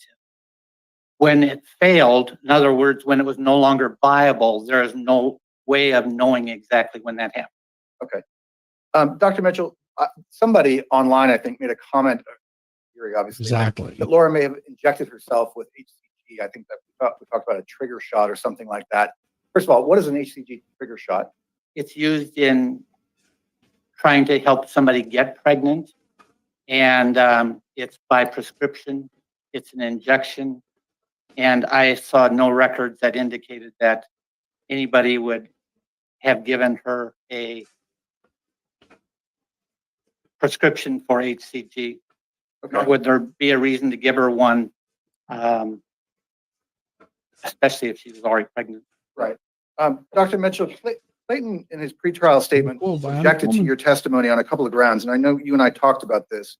I'll just read one of his objections, that you have relied on an admittedly tampered with data set. Do you feel that you've relied on admittedly tampered data in any way, shape, or form informing your conclusion? Absolutely not. All I've included were the fact that they both admitted that there was some type of intimacy, that there were all the other things that I used to make my decision was based on laboratory tests. And the Planned Parenthood sonogram that we've spoken about, and I think you were sitting here and That's good to know. I didn't know that, Squid. You have to have fetal DNA in order to know the gender from the genetic testing. Wow. saw and heard that testimony. Did you rely on that Planned Parenthood sonogram in any way? No. And the HCG test from any lab test now that Laura did not send to any court, the one that said 130 something thousand, did you rely on that in any way? No. Does the fact that Laura has those credibility problems and that she did some things that we all agree are dumb, does that change your opinion on whether or not she was pregnant? No. Why not? The lab tests, like I said, are 99+%, and they were repeated over and over and over. And so she was pregnant. One other objection that Clayton made to your testimony, Dr. Mitchell, is that you, with zero scientific or DNA basis, made a conclusion that Clayton was the father of twins. Have you reached that opinion at all? No, that's I mean, I don't see it in your report. I'm just wondering if you agree that you can't make any conclusions at all because we don't have DNA. correct. You're familiar with the RAVGen test process. Yes. Can you think of any reason why a woman who is not pregnant would want to take a test like that? Objection, Foundation. What was the Dr. test? Mitchell, Come on. if Laura was not pregnant and she submitted a sample to Ravgen, would Ravgen be able to confirm that she wasn't pregnant? Objection, Foundation. Dr. Mitchell, you're familiar with Ravgen. You just said that. Yes, Did you ever use them in your practice or something like that, a similar service? yes. And as part of using a DNA testing service like that, does the service confirm that the woman is or isn't pregnant? Can they come back and say this woman's not pregnant? Objection, Foundation. Did you ever have that happen? When you used DNA testing as a doctor, did you ever have a test come back that said that a woman was not pregnant? Objection, Foundation, and also Ravgen's only been around for a few years. Tired curfew. I'm asking about the process generally, Your Honor.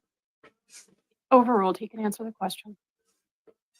Pre-cell DNA, which Ravgen is a type, has been around for a number of years. I used it frequently. It not only tells you if you're pregnant, it tells if it's a boy or a girl. It'll tell you if it has genetic defects. Oh, It's incredible. It's the this will be biggest, interesting. best new technology that we've had in the last 20, 30 years. I was looking at my notes when you answered. So a Ravgen type test or Ravgen itself can tell whether it's a boy or a girl? Yes. Can tell, well, then necessarily could tell whether the woman's pregnant at all? Yes, obviously. Okay. Dr. Mitchell, one final question, one series. Can you see the picture behind you there of Yes. Laura's body? As a physician and as a man or doctor who's delivered lots of healthy babies and maybe some that didn't end healthy, can you explain how Laura's body could be that size? And she never said that she passed any dead fetus. Yeah, I would give an objection. Nostril, unfortunately, I looked him up on multiple sites. MCW in 1985 wanted to destroy his testimony. Peer review articles. It was going to take a little bit of time to research it. Well, good luck, because I didn't find anything.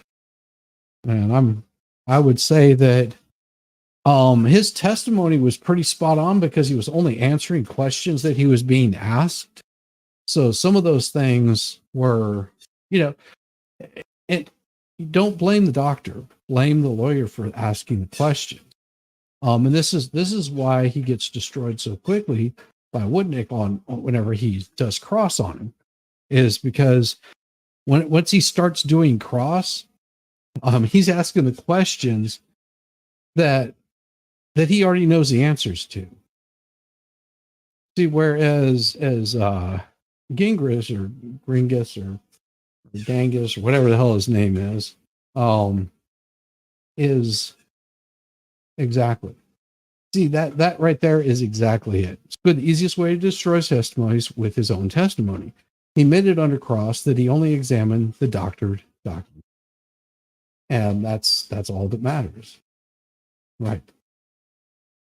He seems to be operating as if someone can't fake pregnancy or medical documents. Well, but see, that's the thing. He's only answering the questions that Gringus is asking him, douche canoe. Only questions that he's asking him, and that's it. So that's why whenever Woodnick gets up there, he starts asking the questions he already knows the answers to, and they make him look bad. And then once he gets his doctor up there, he's going to make him look even worse. So I haven't seen it. I'm just guessing. So.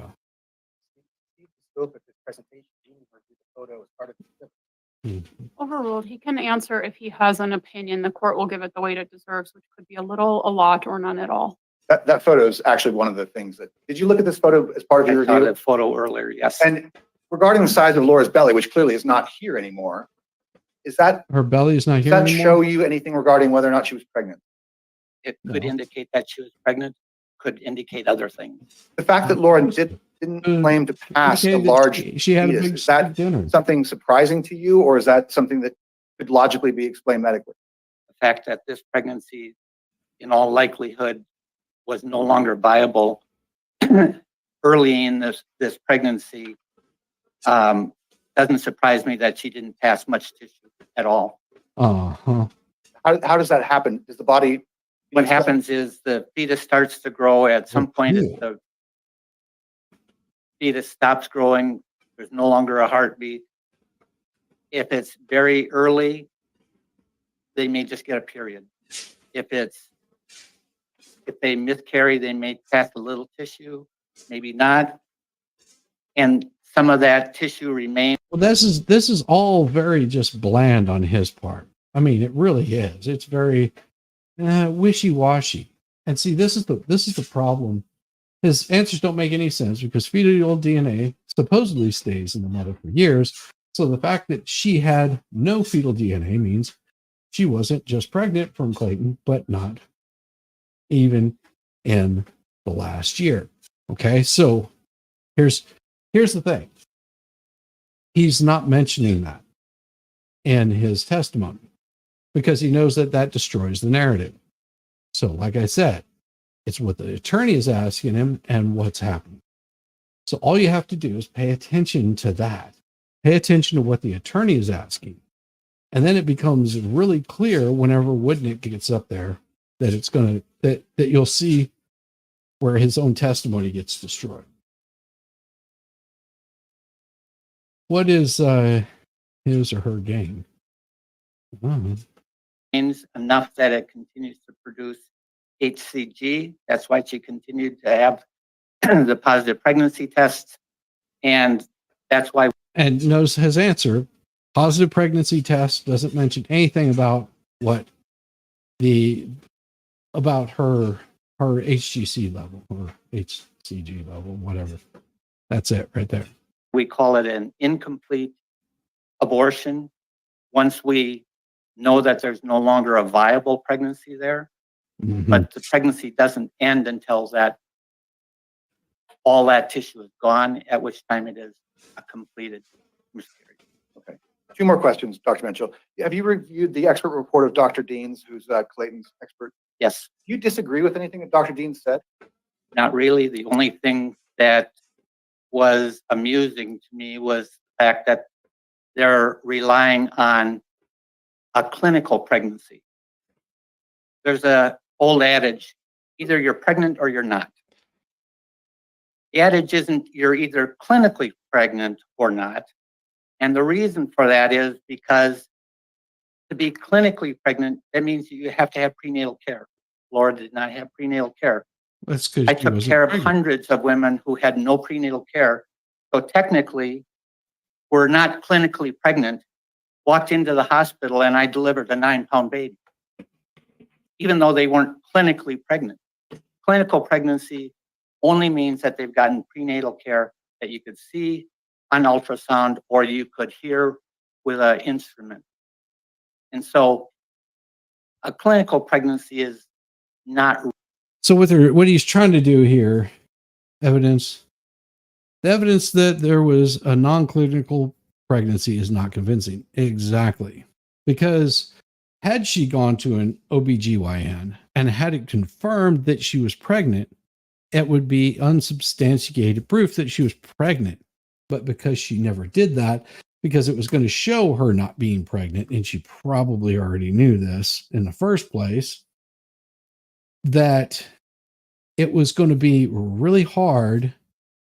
It would be really hard for them to come back and say, well, but if I can prove perjured himself, I'm going to. No, he's answered. See, he's this isn't his first rodeo. There's a reason why he answers in such a way that will keep that perjury out. So that's the trick to it. You know, he's saying, well, because nothing what he's saying is wrong. Well, clinical pregnancy doesn't mean that she's not pregnant, but he's also not saying that she is pregnant. See, it's the way he's wording it. No periods, no pregnancy. That's how it works. But see, that's the trick, because this is the play with words that even Gringus is using. Use the play with words, and it works well it works well for you. But see, the problem is with the play of words that people tend to use in these kinds of situations. Whenever using those play of words, whenever you call them to the carpet, whenever you actually pin down what they're saying, the lie becomes real. Like you can, and it's not that they're perjuring themselves, but you have to get to the bottom of what they're beating around the bush with. And this is why I think it makes a really good attorney, because they'll read between the lines, because they know whenever the BS is coming out, because they already know the answer to the question that they're going to ask. Yeah, Whitnick's expert destroyed this guy. Yeah. Whitnick's expert destroyed this guy. Absolutely. No periods is the answer. No periods, no pregnancy. That's how it works. But see, he's not answering that. He wasn't asked that question.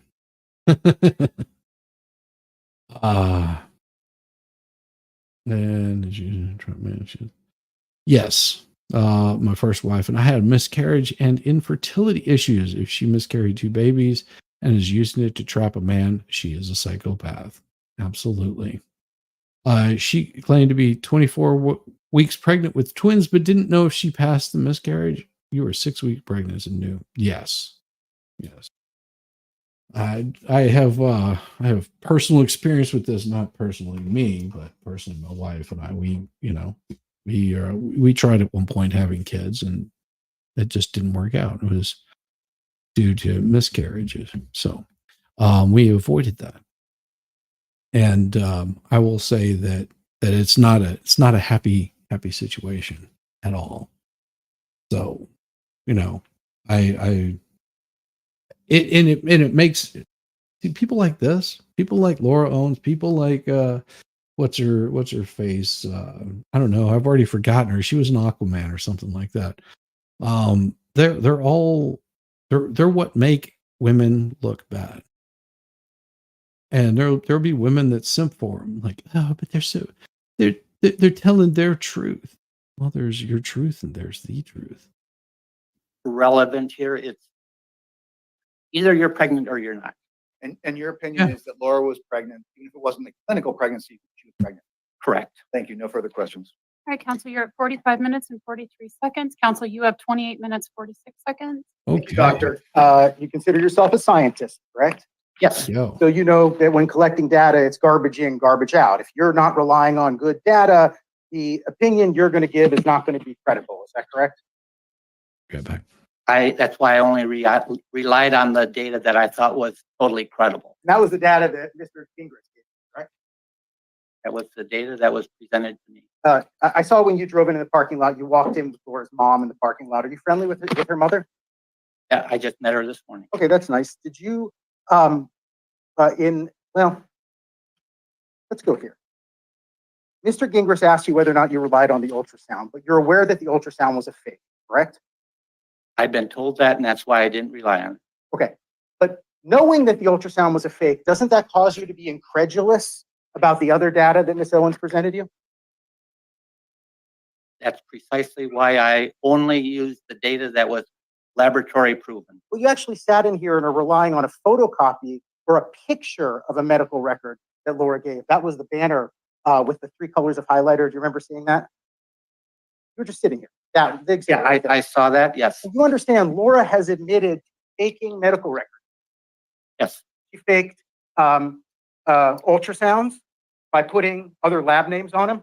Ouch. She faked the 2 versions of the HCG test that you relied on, correct? Exactly. Overruled. Can be addressed. That's why the perjury is going to be hard to prove. You know, she, The data that I relied on was stuff that was verified from the laboratory itself. that's not true. You relied on a photocopy that Laura took a picture of and provided you. It's in your file. So here's where if you're looking for something squid pro quo, right here at 1 minute 1 minute 26 126. All right, these are the questions you're looking for, in case you're wondering. Or 1 hour 26 minutes 17 seconds. 1 hour 26 minutes 17 seconds. He didn't go to the providers directly. Exactly. This is where it becomes very important. I wouldn't sign off on chart items that were photocopies, much less stuff that were copies of pictures of copies. Right. The Sonora Quest test on October the 16th was, I believe, derived directly from Sonora Quest. Okay, let me I pause think you. Does it concern you as a scientist that 3 men have accused Laura of fabricating medical documents? that has nothing to do with the data. Does it concern you as a, it doesn't have anything Yes, to it do with does. the data? It doesn't mean that you should do a deeper dive to verify the authenticity of the data? If you have proof that the test from Banner or from Ravgen or from That's, and see, this is the question that that he's beating around the bush on, because what Woodnick is basically saying, think about this, what he's being very emphatic about is that Bruce from Oregon says, go to the providers directly. Why are you relying on these documents that are not directly from the provider? Did you go directly to the provider and ask the same questions? Not just what you were given, but wouldn't it give you pause if you know that this person has lied before, that they faked medical records? Why would you rely on something that they're providing you and not verify it for yourself?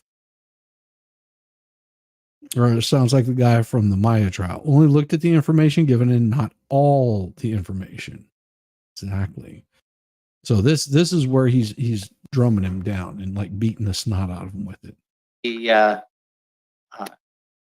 quantitative HCG were fake. I'm willing to take a look at them, but that's what I have. But doctor, we have proof. She changed the sonogram and she changed the HCG levels in one of the tests that you relied on. I didn't rely on the ultrasound, and I didn't rely on the faked 100 and whatever thousand. Okay.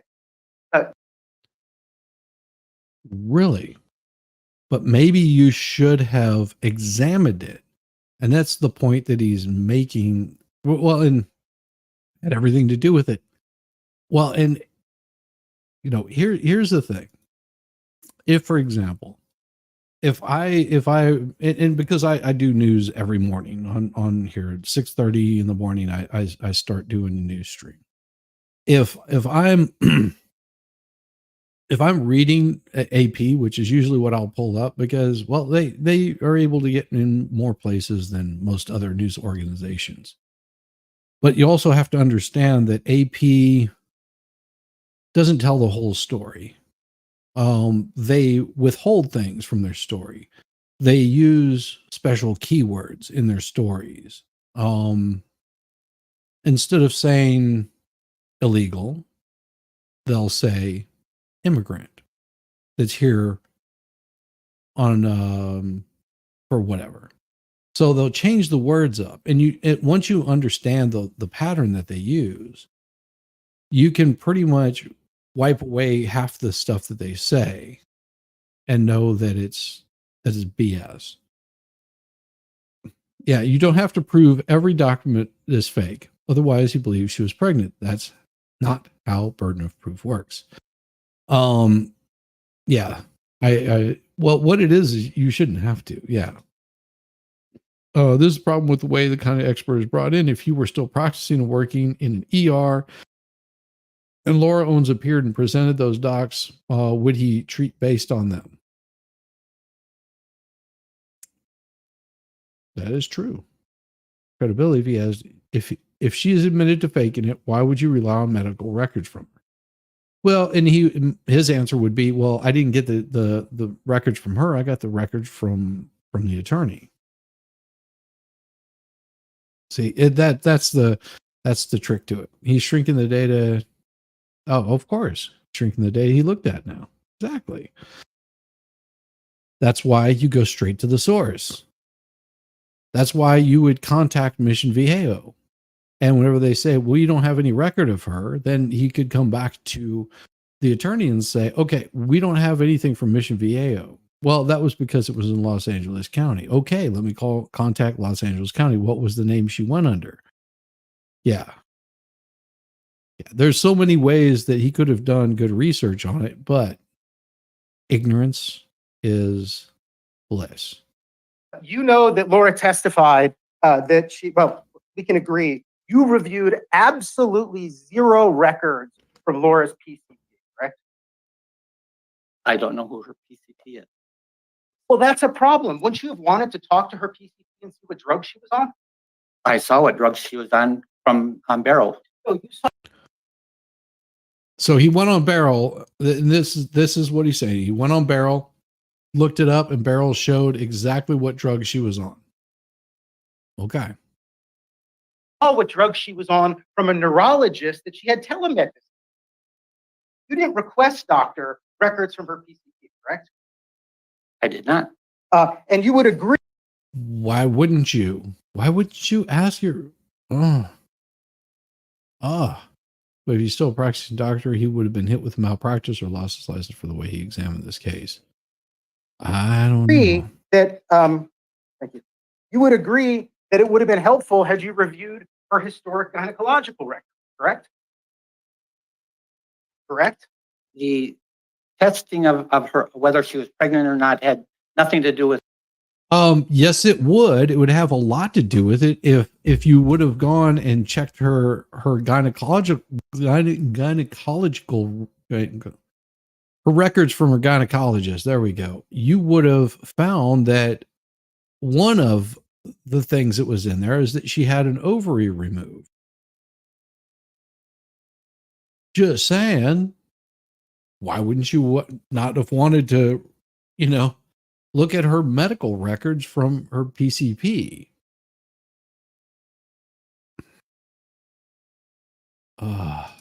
If her vocal fry gets any worse, she'd qualify for the Wookiee defense. My client is a Wookiee and not subject to this card. Okay.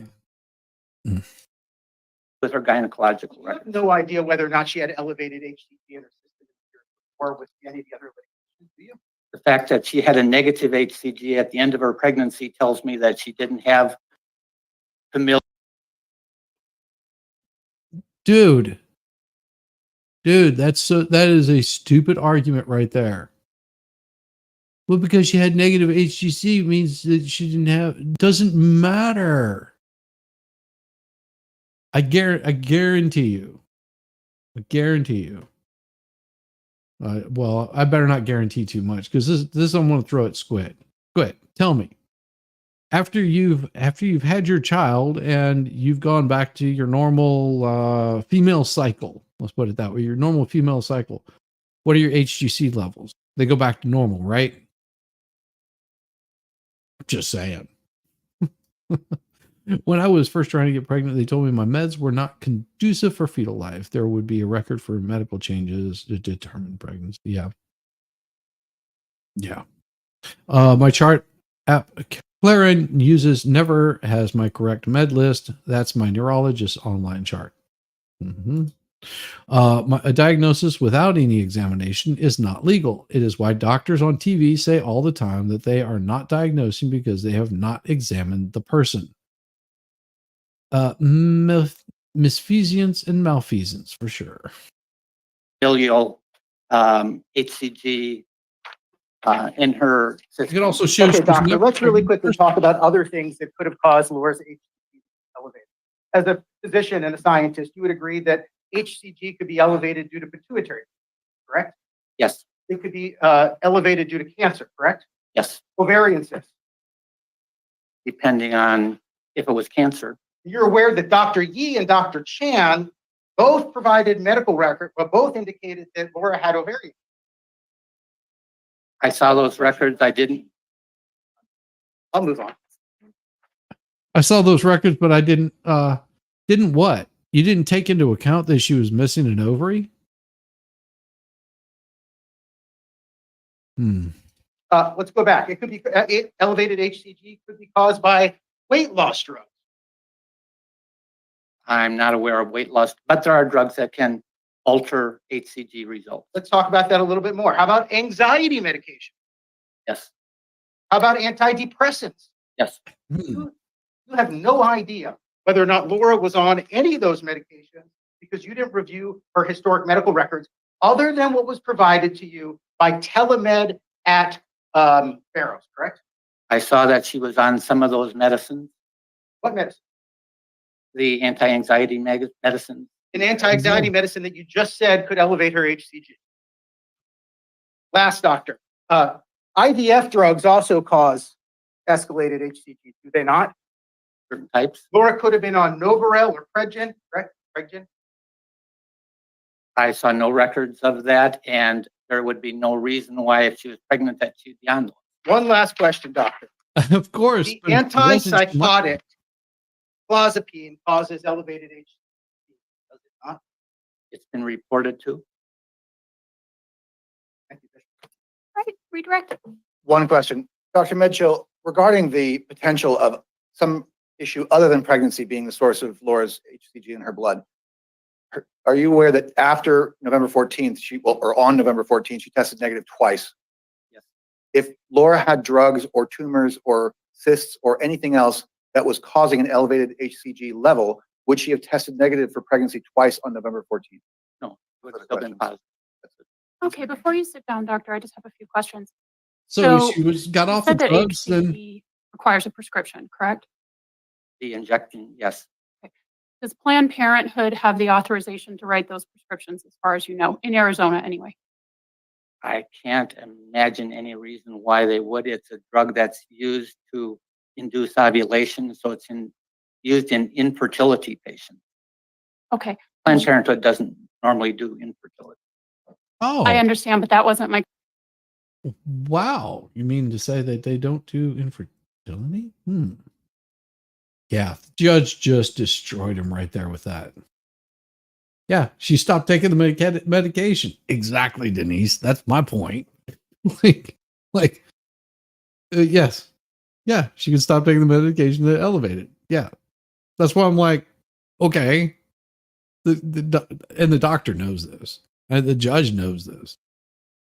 question. My question was, are the medical doctors there able to write a prescription for it if they chose to, if they deemed it medically necessary? Yes. Okay. Did you review either the Planned Parenthood records from Mission Viejo or Los Angeles? No. Just got home. Just got paid today. Got me a pocket full of change. Okay. Follow up to the court's questions. Nothing. Thank you, Judge. Follow up to the court's questions. Thank you, The Doctor. link is still good, Step down. Rosalind. You want to? And counsels, before we call the next witness up, just so that I point this out to the parties, we've Yeah. explored B9, B31, and A12 that have not been moved. I don't know if that was just an oversight. Yeah, the judge is just continuing where Woodnick left off. Exactly. And we are so happy that you had a safe trip. Really, we are. Or if the parties are intending to move those. I'm sorry, can I have those numbers? Sure, B9, B31, and A12 were addressed, but not moved. I would move to admit A12 is Dr. Mitchell's report. And no objection to that. And we move to admit B9 and B31. All right, and I assume no objection, counsel? I just wanted to look what they were. You explored them with your client on direct. Those are his actions. Yep, no objection there. Okay, the court will receive what's been marked as B9, B31, and A12. Thank you. You can call your next witness. Your Honor, if we can get a time check. Sure. Respondent's at 34 minutes, 36 seconds. Petitioner is at 46 minutes and 6 seconds. Your Honor, I'm going to reserve the rest of my time, so I'm done. Okay. All right, counsel. Judge, with some technological help, and hopefully we're not on the clock, we're going to call Dr. Deans. Okay. Yeah. All right. So you're on the clock for her testimony, but getting her set up is not. Okay. Dr. Deans, are you able to hear me? Yes, I can. Okay, counsel. Before we go on the clock, Dr. Deans, can you hear me? It's the voice of Greg Woodnick. Yes, I can see you too. Oh, Counsel? there you are. Thank you. Damn. And he is so damn good at this. I mean, I haven't seen it, but he's got a great personality. Like I'm liking Woodnick. He's pretty enjoyable. And Gingras, he's You can tell whenever he's avoiding stuff. Yeah. We just factored Dr. Med Chill. Yeah. Med Chill. Med Kill. What? Something. All right, we're ready, Judge. Thank you. Hold on 1 second. I want to make sure she can hear everybody. Counsel, will you do a test, please? Hi, Dr. Deans. Good morning. Good morning. I can hear you. Can you see me? I can. All right. And doctor, before we get started, and I give this advisory whenever we have virtual witnesses, is if you need, I understand we've all got multiple screens going. If you need to look at a report or your notes or something different, I need you to let me know that you're going to do that. We'll give you an opportunity to do it wherever that document is located. Once your recollection has been reflected, please look away from that screen and let us know that you're ready. Additionally, you should be able to see, once we put it up, any exhibits that either counsel will ask you to review. Please let me know if you can't see it, okay? I will. Thank you. You're welcome. When you're ready, counsel. Hi, Dr. Deans. I'm going to go lightning fast. Introduce yourself to the court, please. Hi, I'm Dr. Samantha Deans, Where'd you go to medical school? Indiana University School of Medicine, Are you board certified? double board certified, What's your first board obstetrics and gynecology, and your second board? complex family planning. You have 2 fellowships? Just one fellowship. Thank you. Do you teach I do. medical students and physicians? Medical students and resident doctors. Yes. You teach them gynecological and early family planning? Yes, complex family. All right. Thank you, Professor Deans. You've provided us with your CV, which is Exhibit 39. I'd move to admit. Mm-hmm. Don't judge me. E39 is received. You also did a report for us. It's Exhibit 41, which we'll pull up on the screen. Did you have an opportunity to review the medical records for Laura Owens? Yes, the ones I was provided with. Exhibit number 41. Did you know that that was published online on a website? Just to confirm, I'm looking at my report, and no, I did not know that was published on a website. Did you give Miss Owens permission to publish your report on a website? I did not. Okay. Oh. Judge, I'm tendering Dr. Deans as an expert here. Objection? I have one voir dire question for her. Sure, go ahead. Dr. Deans, hi, good morning. How many children have you delivered as a OBGYN? Probably too many to count, but I would say at least 3,000 at this point. Okay, I stipulate for expertise. So stipulated. All right. Basic question, Dr. Deans. I'm going to go fast here. Do you have concerns regarding the legitimacy of some of the records you reviewed? I do. If this court Seriously, my point with Dr. Mitchell is not to prove so much that he lied, but that he is a dumbass. Yes. Yes, absolutely. He is a dumbass, but a smart dumbass. court were to assume that the June 1st HCG test actually came from Laura, would that confirm pregnancy? No. What is the medical standard of care to confirm a pregnancy? That would have to be either serial HCGs showing a trend over time, or a pregnancy test and or an ultrasound, or a physical exam that confirms an intrauterine pregnancy. And we had none of that here, correct? Bam. That's it right there. Bam. Like, lays it out straight to the point. This is whenever you know that the doctor is doing what they should. That's Dr. Dumbass for you.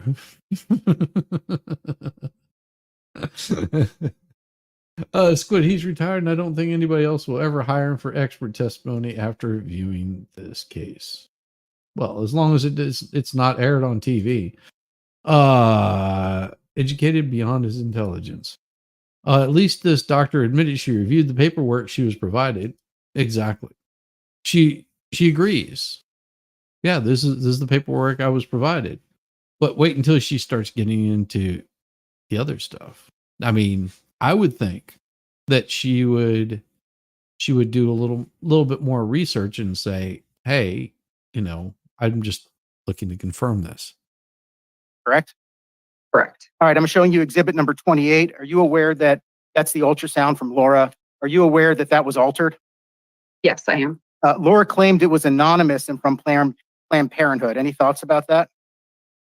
Patients cannot be seen anonymously at Planned Parenthood. Planned Parenthood, having been a former medical director of Planned Parenthood, PPFA, which is our national guidelines, require identification at the time of a visit to confirm the identity of the patient.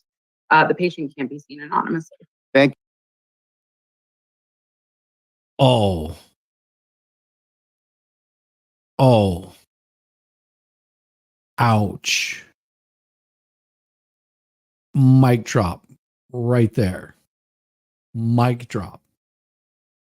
That is a ouch. I am surprised the judge didn't just stop right there and ask the question. Like, whoa, wait a second. So we just heard testimony all about her going to Planned Parenthood, and she lied on the stand. We're talking about a doctor that worked at Planned Parenthood. And they can't be seen anonymously. Holy freaking cow. No, she still said, but it wouldn't matter. She would still have to provide identity. She would have to provide identity. Oh, so that means, bad look, Laura. Thank you. Laura claims she was pregnant with twins. Anything you reviewed in any of the medical records confirmed that Laura was pregnant with twins? No. Laura claimed that the twins were boy and girl gender. Anything that you reviewed that confirms that? No. Fake ID wouldn't work either. Fake ID wouldn't work either. Because more than likely in their system, they would be able to put that person's name in there. So if she went under an assumed name and she never provided that, it's just as good as saying that she never went. So that she's a liar. But that just, they didn't like her driver's license for, I'm a pseudonym.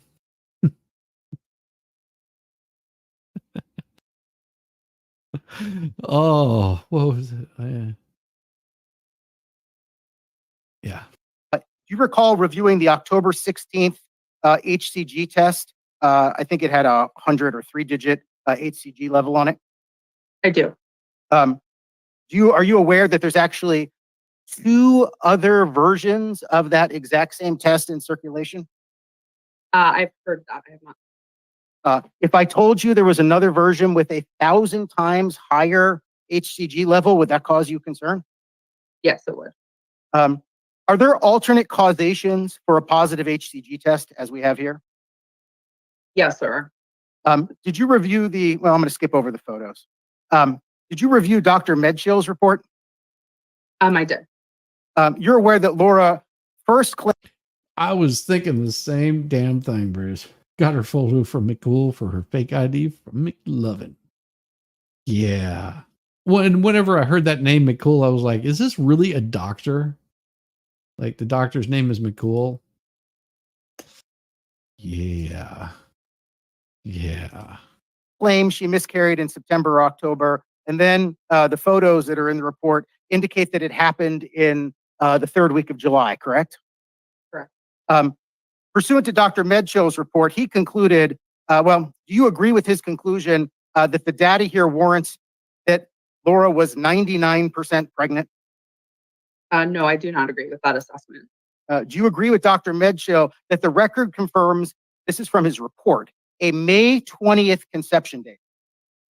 Absolutely not. There's no data to confirm a conception date at this point. That would require an ultrasound dating of a pregnancy. Oh,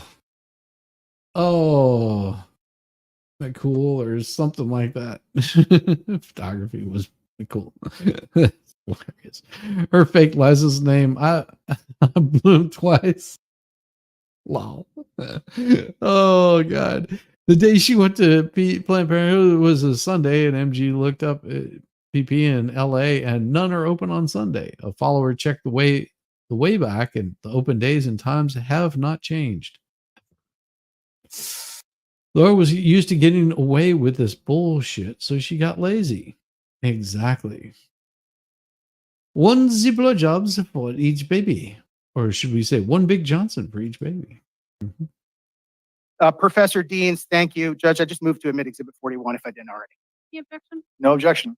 41's received. Cross-examination when you're ready.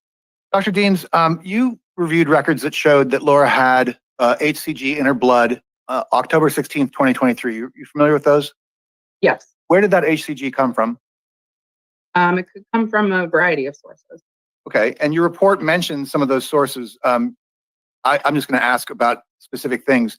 Exogenous injection, I'm assuming that's a fancy way of saying sticking yourself with a needle. Correct. Exogenous would be an HCG source from outside of the body. And do you have any information, or have you seen any records that suggest that happened here? I don't. Okay. Heterophilic antibodies, which I did a little reading on that, some sort of allergic response, it sounds like maybe. Correct. An autoimmune response can be So triggered who by would McDonald's do? exposure to animals and create positive tests. Okay. But Yeah, the I fact that would- Laura tested negative for pregnancy November 14th would appear to be inconsistent with at least the heterophilic antibody theory. Would you agree with that? It depends on the type of test. A urine pregnancy test might be positive, but a blood test could still be positive. It depends on the assessment and the level of HCG at the time of the test. Okay, and I think Dr. Medchill said, and I think you also said, that cancer can cause elevated HCG levels. That's a fact, right? Correct. And have you seen any records to suggest that Laura has cancer presently, or that she did in 2023? Not presently. No, I know there's a discussion of a prior history of ovarian cancer. I understand that. But regarding 2023, if Laura had cancer in 2023 that caused false positive pregnancy tests between May and October, when It's pronounced Susie. Irene Seaman. Susie Hoover McCum Dumpster. There you go. How's that? God. Get it right, Susie. I'm a boomer, man. Leave me alone. the last one was, how can you explain her testing negative in November? I think it makes that less likely unless she had treatment in the meantime. And another option that you wrote about in your report was something called familial HCG syndrome, as being a way that someone could test positive, have HCG in their blood, not from pregnancy, correct? Correct. Do you know how rare that is? Very rare. I read that it was about 10 cases in the planet. Does that sound about right to you? And again, if Laura had familial HCG syndrome, that would explain some false positive tests in the middle of the year, but it wouldn't explain the negative at the end, would it? That is correct. Dr. Deans, in your report, you talked about objective evidence of pregnancy. On the first page in particular, you said that the only objective evidence of pregnancy is a Banner Urgent Care serum quantitative HCG from, well, I think that's actually a misstatement. The October 16th wasn't at Banner, but there was a serum HCG, and you've referred to that as objective evidence of pregnancy. Is that true? Correct. And in the absence of some other explanation, cancer, familial, horse tranquilizers, or whatever, in the absence of some other explanation, you would agree, and Dr. Medchill, I think, said, that HCG test from October 16th is objective evidence of pregnancy, right? It is objective evidence, and one of the possibilities of that objective evidence is pregnancy. Right. And if a woman is pregnant, regardless of how much or how little prenatal care she has, she's still pregnant, right? If they are pregnant, yes. I mean, a woman could be pregnant and have no ultrasound until the day the baby comes out, and she's still pregnant, right? Yes, and the objective data would be the baby coming out of her body. Right. And Dr. Deans, you worked, or your report and your resume indicated that you worked at Planned Parenthood for a while? That's correct. In that capacity, did you counsel women regarding terminating their pregnancies? Correct. And just for the record, I'm strongly pro-choice, strongly Planned Parenthood. If a woman was choosing or was thinking about choosing to terminate her pregnancy, why would she have prenatal care? Oftentimes patients care first to confirm their pregnancy before they make their decision about how to end it. But in a lot of states, I'm sorry to cut you off. I'm out of time. Thank you very much. Thank you. No redirect. Thank you, Professor Deans. We appreciate your help. All right, any Thank you. objection to the professor disconnecting? No. All right. Thank you, Dr. Deans. If you'd like to disconnect, you may. If you'd like to stay and listen, you absolutely may. Thank you very much. Welcome. Time check, Judge. 38 minutes, 57 seconds. We're gonna call Clayton quickly. Damn. Damn. Woof. Vocal fries because you pull up to the larynx. Oh. Clayton, I'm gonna be Because you lightning have fast. confirmed State your name privacy to the before court. you do an- Clayton Echard. Did you participate and sign the Common sense. pretrial statement that we provided to Judge Monta? Yes. Hey, Are those what a statements perfect true and place to accurate? be. Yes. Are we asking the court, in Oh, light man, of our be very smart limited today. time today, to consider our pretrial statement as part of your testimony today? Yes. You How don't did even you meet have Laura? to turn on your camera. Laura, See, Rosalind, you can show up, be snarky. You don't even have to turn on your camera. You just show up with your camera off. You're fine. You're fine, girl. You're fine. You don't have to show your shoulders. I ain't gonna hold you to it. Monday was a long day and you're totally fried. I imagine so. Man. Oh, Rosalind, I'm snarky 24/7, 365 days a year. Well, definitely. You should be. You should be totally snarky. Laura targeted me on LinkedIn. She asked to do real estate. We ended up. Oh, this is really damn. I did catch a portion of this. Whenever he calls Clayton up there, this is really, and he does it really quick. Your inner 8-year-old takes over. That's weird. Bruce, does that mean you have vocal fry? I see. I can't do the vocal fry. I love how he used targeted. Yes. This is awesome. Like how quick it happens. Clayton, I'm gonna be lightning fast. State your name to the court. Clayton Echard. Did you participate and sign the pretrial statement that we provided to Judge Monta? Yes. That right there. That was quick. That right there saves him from having to state a whole bunch of extra garbage that he doesn't need to. So a lot of the stuff he can skip over or he can slightly touch it as he goes through. Woodnick is freaking awesome that he did this. Did not do that. Now, douche canoe over there didn't do it. It was worth it. Clayton, Greg, and Mike each told me how much the community support means to them. That's awesome. That really is awesome. I mean, you know, it's great that you got to that you got to meet him. And generally, guys like Clayton, you know, they get targeted by women like this. You know, and it's not because they're stupid or anything, it's just because they're dudes. They're no different than, you know, any other dude. Are those statements true and accurate? Yes. Are we asking the court, in light of our very limited time today, to consider our pretrial statement as part of your testimony today? Yes. How did you meet Laura? Laura targeted me on LinkedIn. She asked to do real estate. We ended up exchanging contact info. She became flirtatious, sent me a provocative photo. I told her to come over, and then we saw homes the next day. Did you have sex with Laura? Absolutely not. I've said time and time again, she performed oral on me twice. That's it. Have you heard two other versions about what happened? Absolutely. Many versions. She's claimed that she was raped by me. She also claims I was too high to remember what happened that day. I'm going to repeat what you just said. She claimed she was raped by you and that you were too high to remember. That's correct. Were you too high to remember? Well, that's incorrect. I remember every single thing from that night. Did you rape her? I did not.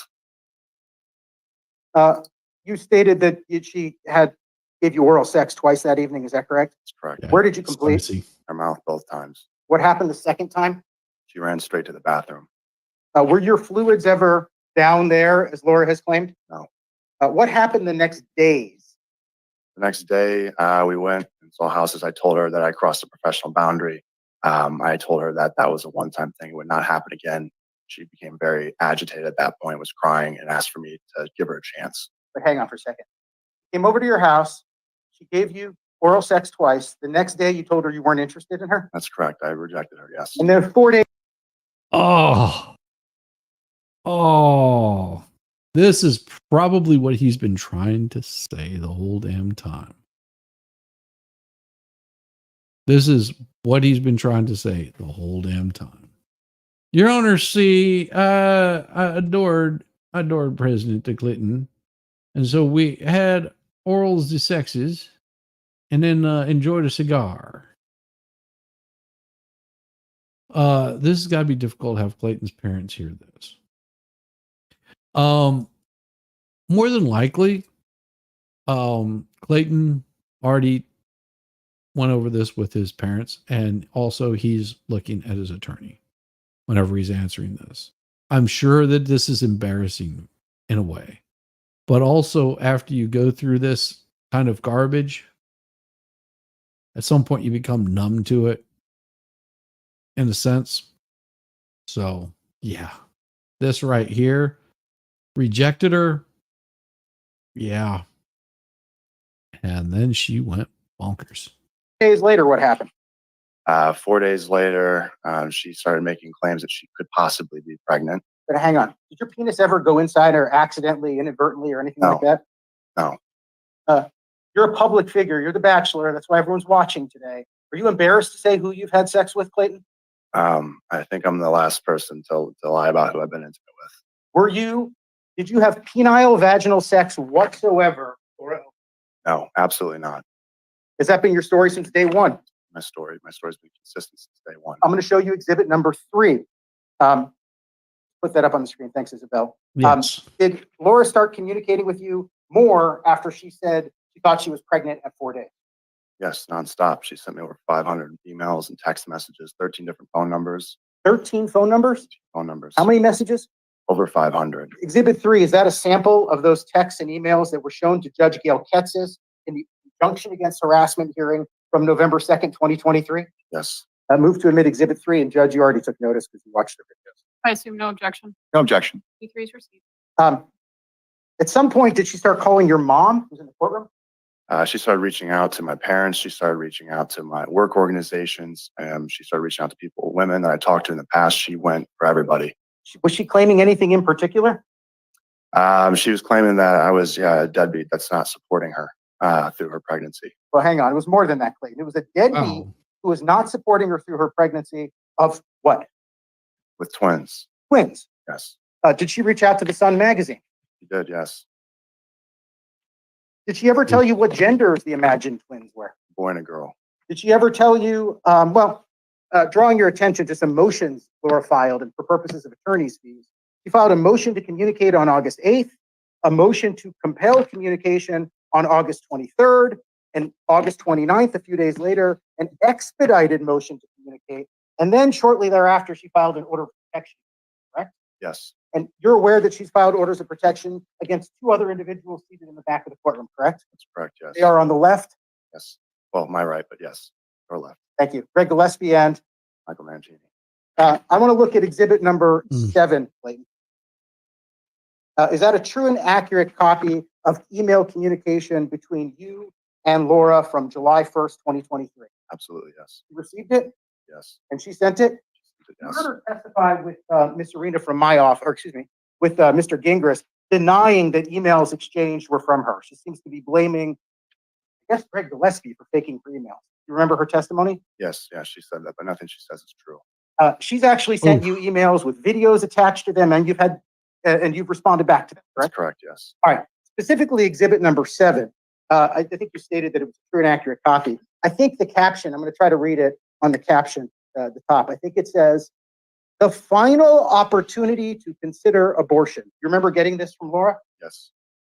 Move to admit exhibit 7. Objection. Oh, Yeah, no objection, Your Honor. sports ones. You feel sorry for It's sweet further down in Chloe that email, Clayton, and this will and get little awkward. imaginary. But further down in that email on July 1st, which was weeks after the alleged encounter, Laura references her tight vagina. Why is that both uncomfortable and relevant to court?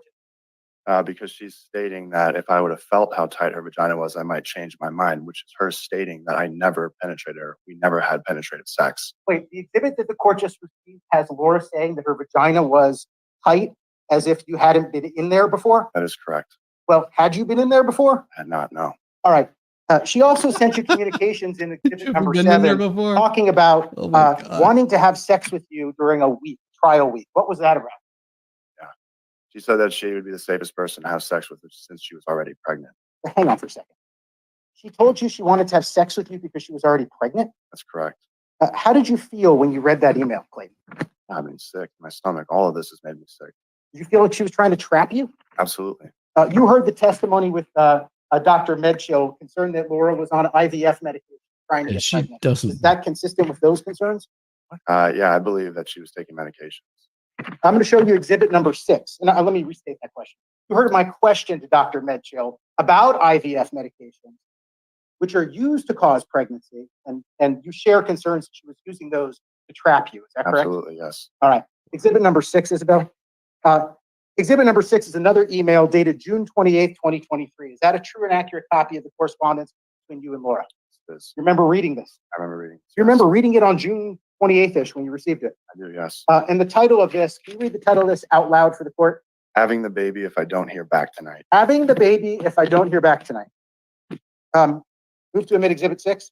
Any objection? No objection. Six is received. Thank Oh. you. I'm going to show you exhibit 11. Did Laura send you ultrasounds during this time period? Yes, she did. Is exhibit 11 an image of an ultrasound you received from Laura? Yes. She's going to claim that she didn't send this to you, but how do you know this came from Laura?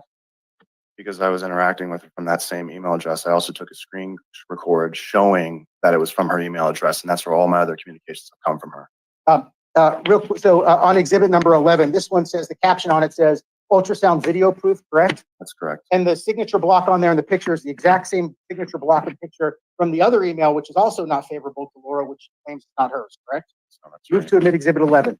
Any objection? No objection. On exhibit 11, well, do you know where the video came from on exhibit number 11? Yeah, the from a babies. YouTube video from 7 years ago. YouTube video from 7 years ago? On that, this is the one that says smile, right? Yes. Okay.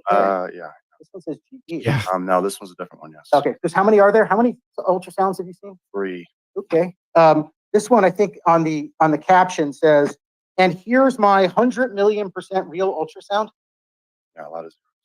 You remember, I don't know if my math is right on that. Do you remember receiving that? Yes, I received more. Yes. Court already admitted it. I'm going to show you exhibit number 28. Oh, that's awful. Damn nostril. Woo. You recall receiving this ultrasound? Yes, I saw this from Bonnie Platter. Okay, I'm going to be real clear about this.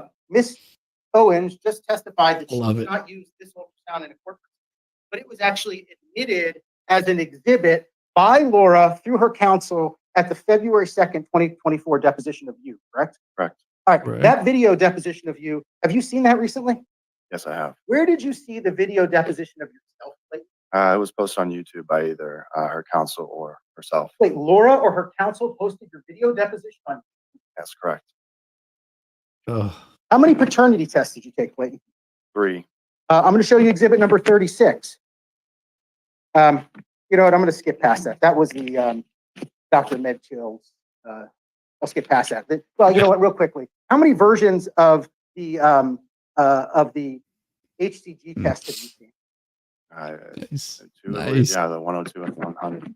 One with 2000. more digits Yes, on it? yes. All right. I'm going to show you exhibit number 46. Would you agree that exhibit number 46 for attorney's fees is a blog from Mr. Gingras where he acknowledges his client faked some of the science tests? Yes, that's correct. I'm going to show you, to move this along, exhibit number 55. Well, since the judge stated that she would give the testimony and evidence the weight it deserves, I think she is thinking, well, that could be. All right, here, or Owens, like, there's a bit of salty, a little bit of cream involved, I guess. Exhibit number 55 was right before your March 1st deposition, or right before, excuse me, Laura's March 1st deposition. Actually, did she show up at her earlier deposition? No, she didn't. And the court ordered her compelled to attend, and we're still waiting for the court to order on attorney's fees. Is that correct? Correct. But at her, right before, what happened a day or two related to exhibit 55, a day or two before your deposition? She threatened to extort me to the tune of $1.4 million Whoa. in order for me to drop the deposition and the case entirely. Wow. Wait a minute. She sent you a letter a day before trying to get out of the deposition? Yes, she threatened me. Threatened you with what? Monetary means. Is everything that we've talked about today so far, other than the YouTube videos, which are more recent, is everything addressed in prior pleadings already before Judge Mata? Yes. Really quickly, for attorney's fees purposes, let me get in a few exhibits real quick. Exhibit 29, 37, and 59. These are the medical records from pursuant to subpoena from doctors for Planned Parenthood, Dr. McCool, and Dr. Higgins. We move to admit they've all been. I'm sorry, you said 37. Expect that, sorry, 29, 37, and 59. Any objection? Not to those. Did we talk about Exhibit 54 yet? Hold on 1 second. 29, 37, and what was the other one? 59. 59 are received. We'll talk about that one after council. And then I'll go back. It was exhibit number 55, which is the letter that Laura sent you, suing you to sue you for $1.4 million before the deposition. Move to admit. Now that one I'll object to. That's a Rule 408 settlement offer, Your Honor. He's offering to prove that the claim's not valid. That's absolutely inappropriate. Oh, but that's no, because she was saying she was going to sue him. That is not an offer letter. Oh, ludicrous speed. Yes, my God. He is just he has got those points nailed down. He probably knew that he had a certain amount of time, and his pace never wavers. Now, she's probably stopped the clock right here. Because, so great, he got that on the record. Oh, yeah. Appropriate. Judge, Over objection, the court's going to receive it for the purposes of attorney's fees only. Counsel, you have run out of time. I'm out of time. You're out of Damn. you can go sit back down. Off the bell. At the freaking bell. Son of, you know, he had about 50 more things that he could have done. Oh, man. Okay, so counsel, what exhibit were you asking me about? You said has something that moved. 54. We just cured that. Okay, all right. I just wanted to make sure. Okay, so at this time, what the court's going to do is I'll take this under advisement. What that means is I'm going to go back, I'm going to review the notes that I took today. I'm going to review the evidence that was admitted to the court, and then everyone will receive my order. Your Honor, I have one housekeeping matter. I'm leaving the country tonight. I'm not back until June 28th. If the court issues something that requires a quick response, I'm going to be on a boat and I may not have the ability to respond. So I would just ask either that you grant me some extension if I need it. I return back to the country June 28th. So just advising you. Okay, and I'm sorry, counsel, when do you leave? Tonight. Okay, all right, so June. So she got to sling lies for the bulk of the trial, but he only gets a brief appearance. Lovely.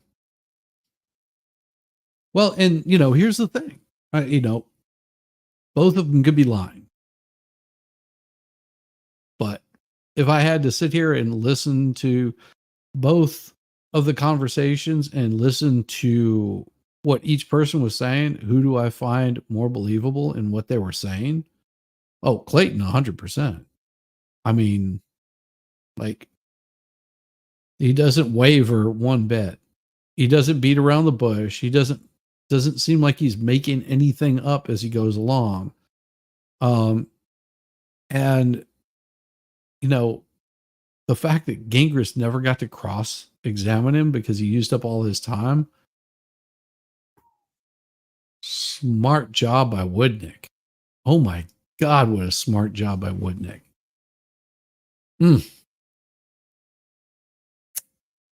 Yeah. They were all escorted out. And I hope that everybody was escorted out and everybody got safe. Yeah, I mean, everybody got escorted out. Each side got an hour, but Woodnick decided to use a good portion to cross Laura. Yes. Nothing wrong with that. But the thing is, yeah. I hope she did.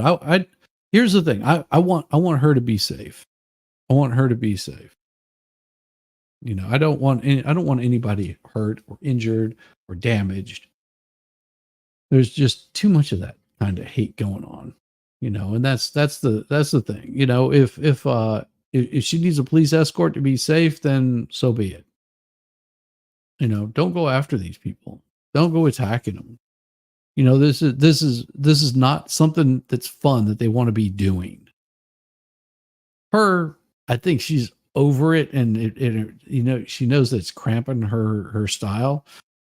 Clayton is over it because he just wants his name cleared. That's all he wants. They had dogs and SWAT sweep the courthouse too. Yeah, because what they wanted to make sure that there was no La Bomba threat called in during the middle of it. Yeah, it was smart as that cross exposed a lot of her lies. Yes. You just endured a tedious court appearance. What are you going to do next? I'm going to do the sperm depository. Duh. She is not worth going to jail for. Absolutely. Absolutely. Speaking of going to jail.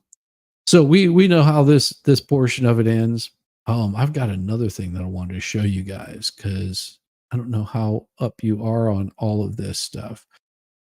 But I was going to cover it tomorrow, but there's just something I've got to show. There is something I've got to show because it's pretty damn neat.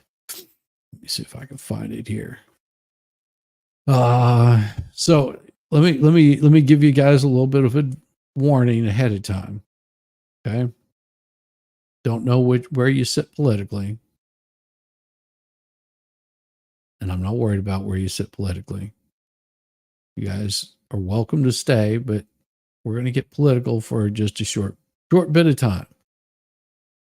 Going to get political. So if you don't like politics, you like staying away from politics, you're like, I don't care about politics, I'm staying away from these politics, don't care to hear it, don't want to know anything about it, then I'm giving you a little bit of time to exit because this is going to be some political stuff here. So just making sure that I get you guys, you know, in the right state of mind here. That we are going to get some political stuff happening here shortly. So just giving you the heads up. Don't need you guys getting worked up or bent out of shape because that would not be good. I'm just watching to see the numbers if they go down. So, like I said, I'm giving you a heads up that this is going to get political. We're going to have some politics here. It's just something that I have to cover because, well, I cover political bullshit. So,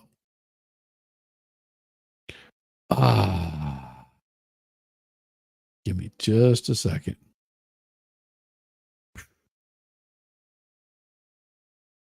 Let me see if I can pull it up. Okay. So, as you know, that we've been dealing with for the past few months, nothing but Trump court cases. Well, and then this came in today. Whether Hunter was in compliance with the diversion agreement. Prosecutors and Hunter Biden's lawyer both wanted that. Why? For reasons that were unspoken, because there was a fear that if Joe Biden were not reelected and former President Trump were to be elected as president, that a Republican-led Department of Justice could retributively seek to fine Hunter Biden in non-compliance with the terms of that deal. That's why they wanted the judge to supervise it. And was all thrown in jail. He was found guilty on all counts of, and these are some of these are federal offenses. Whenever you lie on a federal document, that's a federal offense. Yeah, he could spend up to 25 years in jail. So he was found guilty on all counts. Like I said, a little political. But it's amazing that these people here are crying about it. Like literally crying about it. Like it's because the Democrats, it's all a witch hunt. As the same group just not even a couple weeks ago was saying, there's no political witch hunt going after Donald Trump. Had to do it. Had to get the politics there. I will spend more time talking about that tomorrow. Yeah. That is on the agenda tomorrow morning. Come by, see it tomorrow morning. Let's see. I think more than likely the expert is still probably going.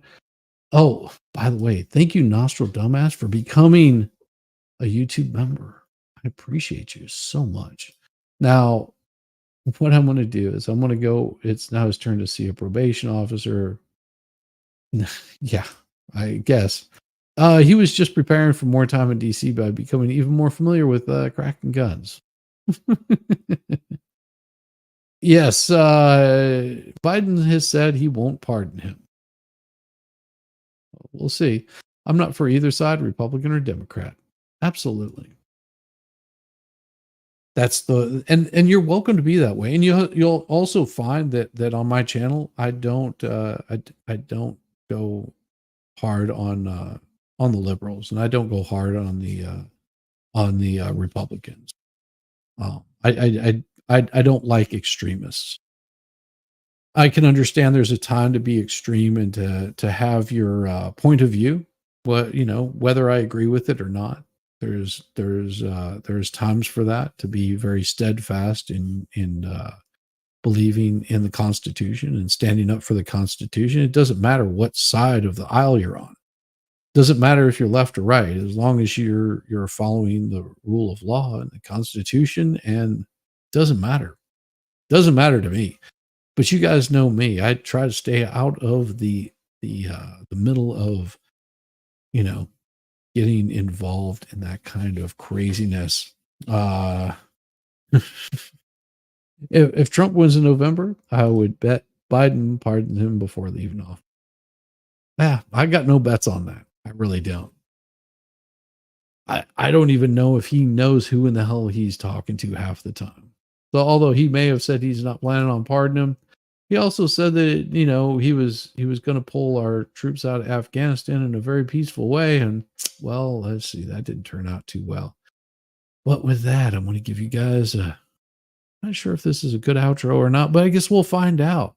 And keep an eye out. I got a couple of new songs that'll be coming out possibly this week, maybe next week. I don't know. It takes a while for them to distribute out. Actually, I have 2 albums coming out. Yeah, I should have 2 albums coming out in the next week or so. So keep an eye out for those. And I will see you guys tomorrow morning, or maybe I'll see you guys over at MG's. Peace, guys.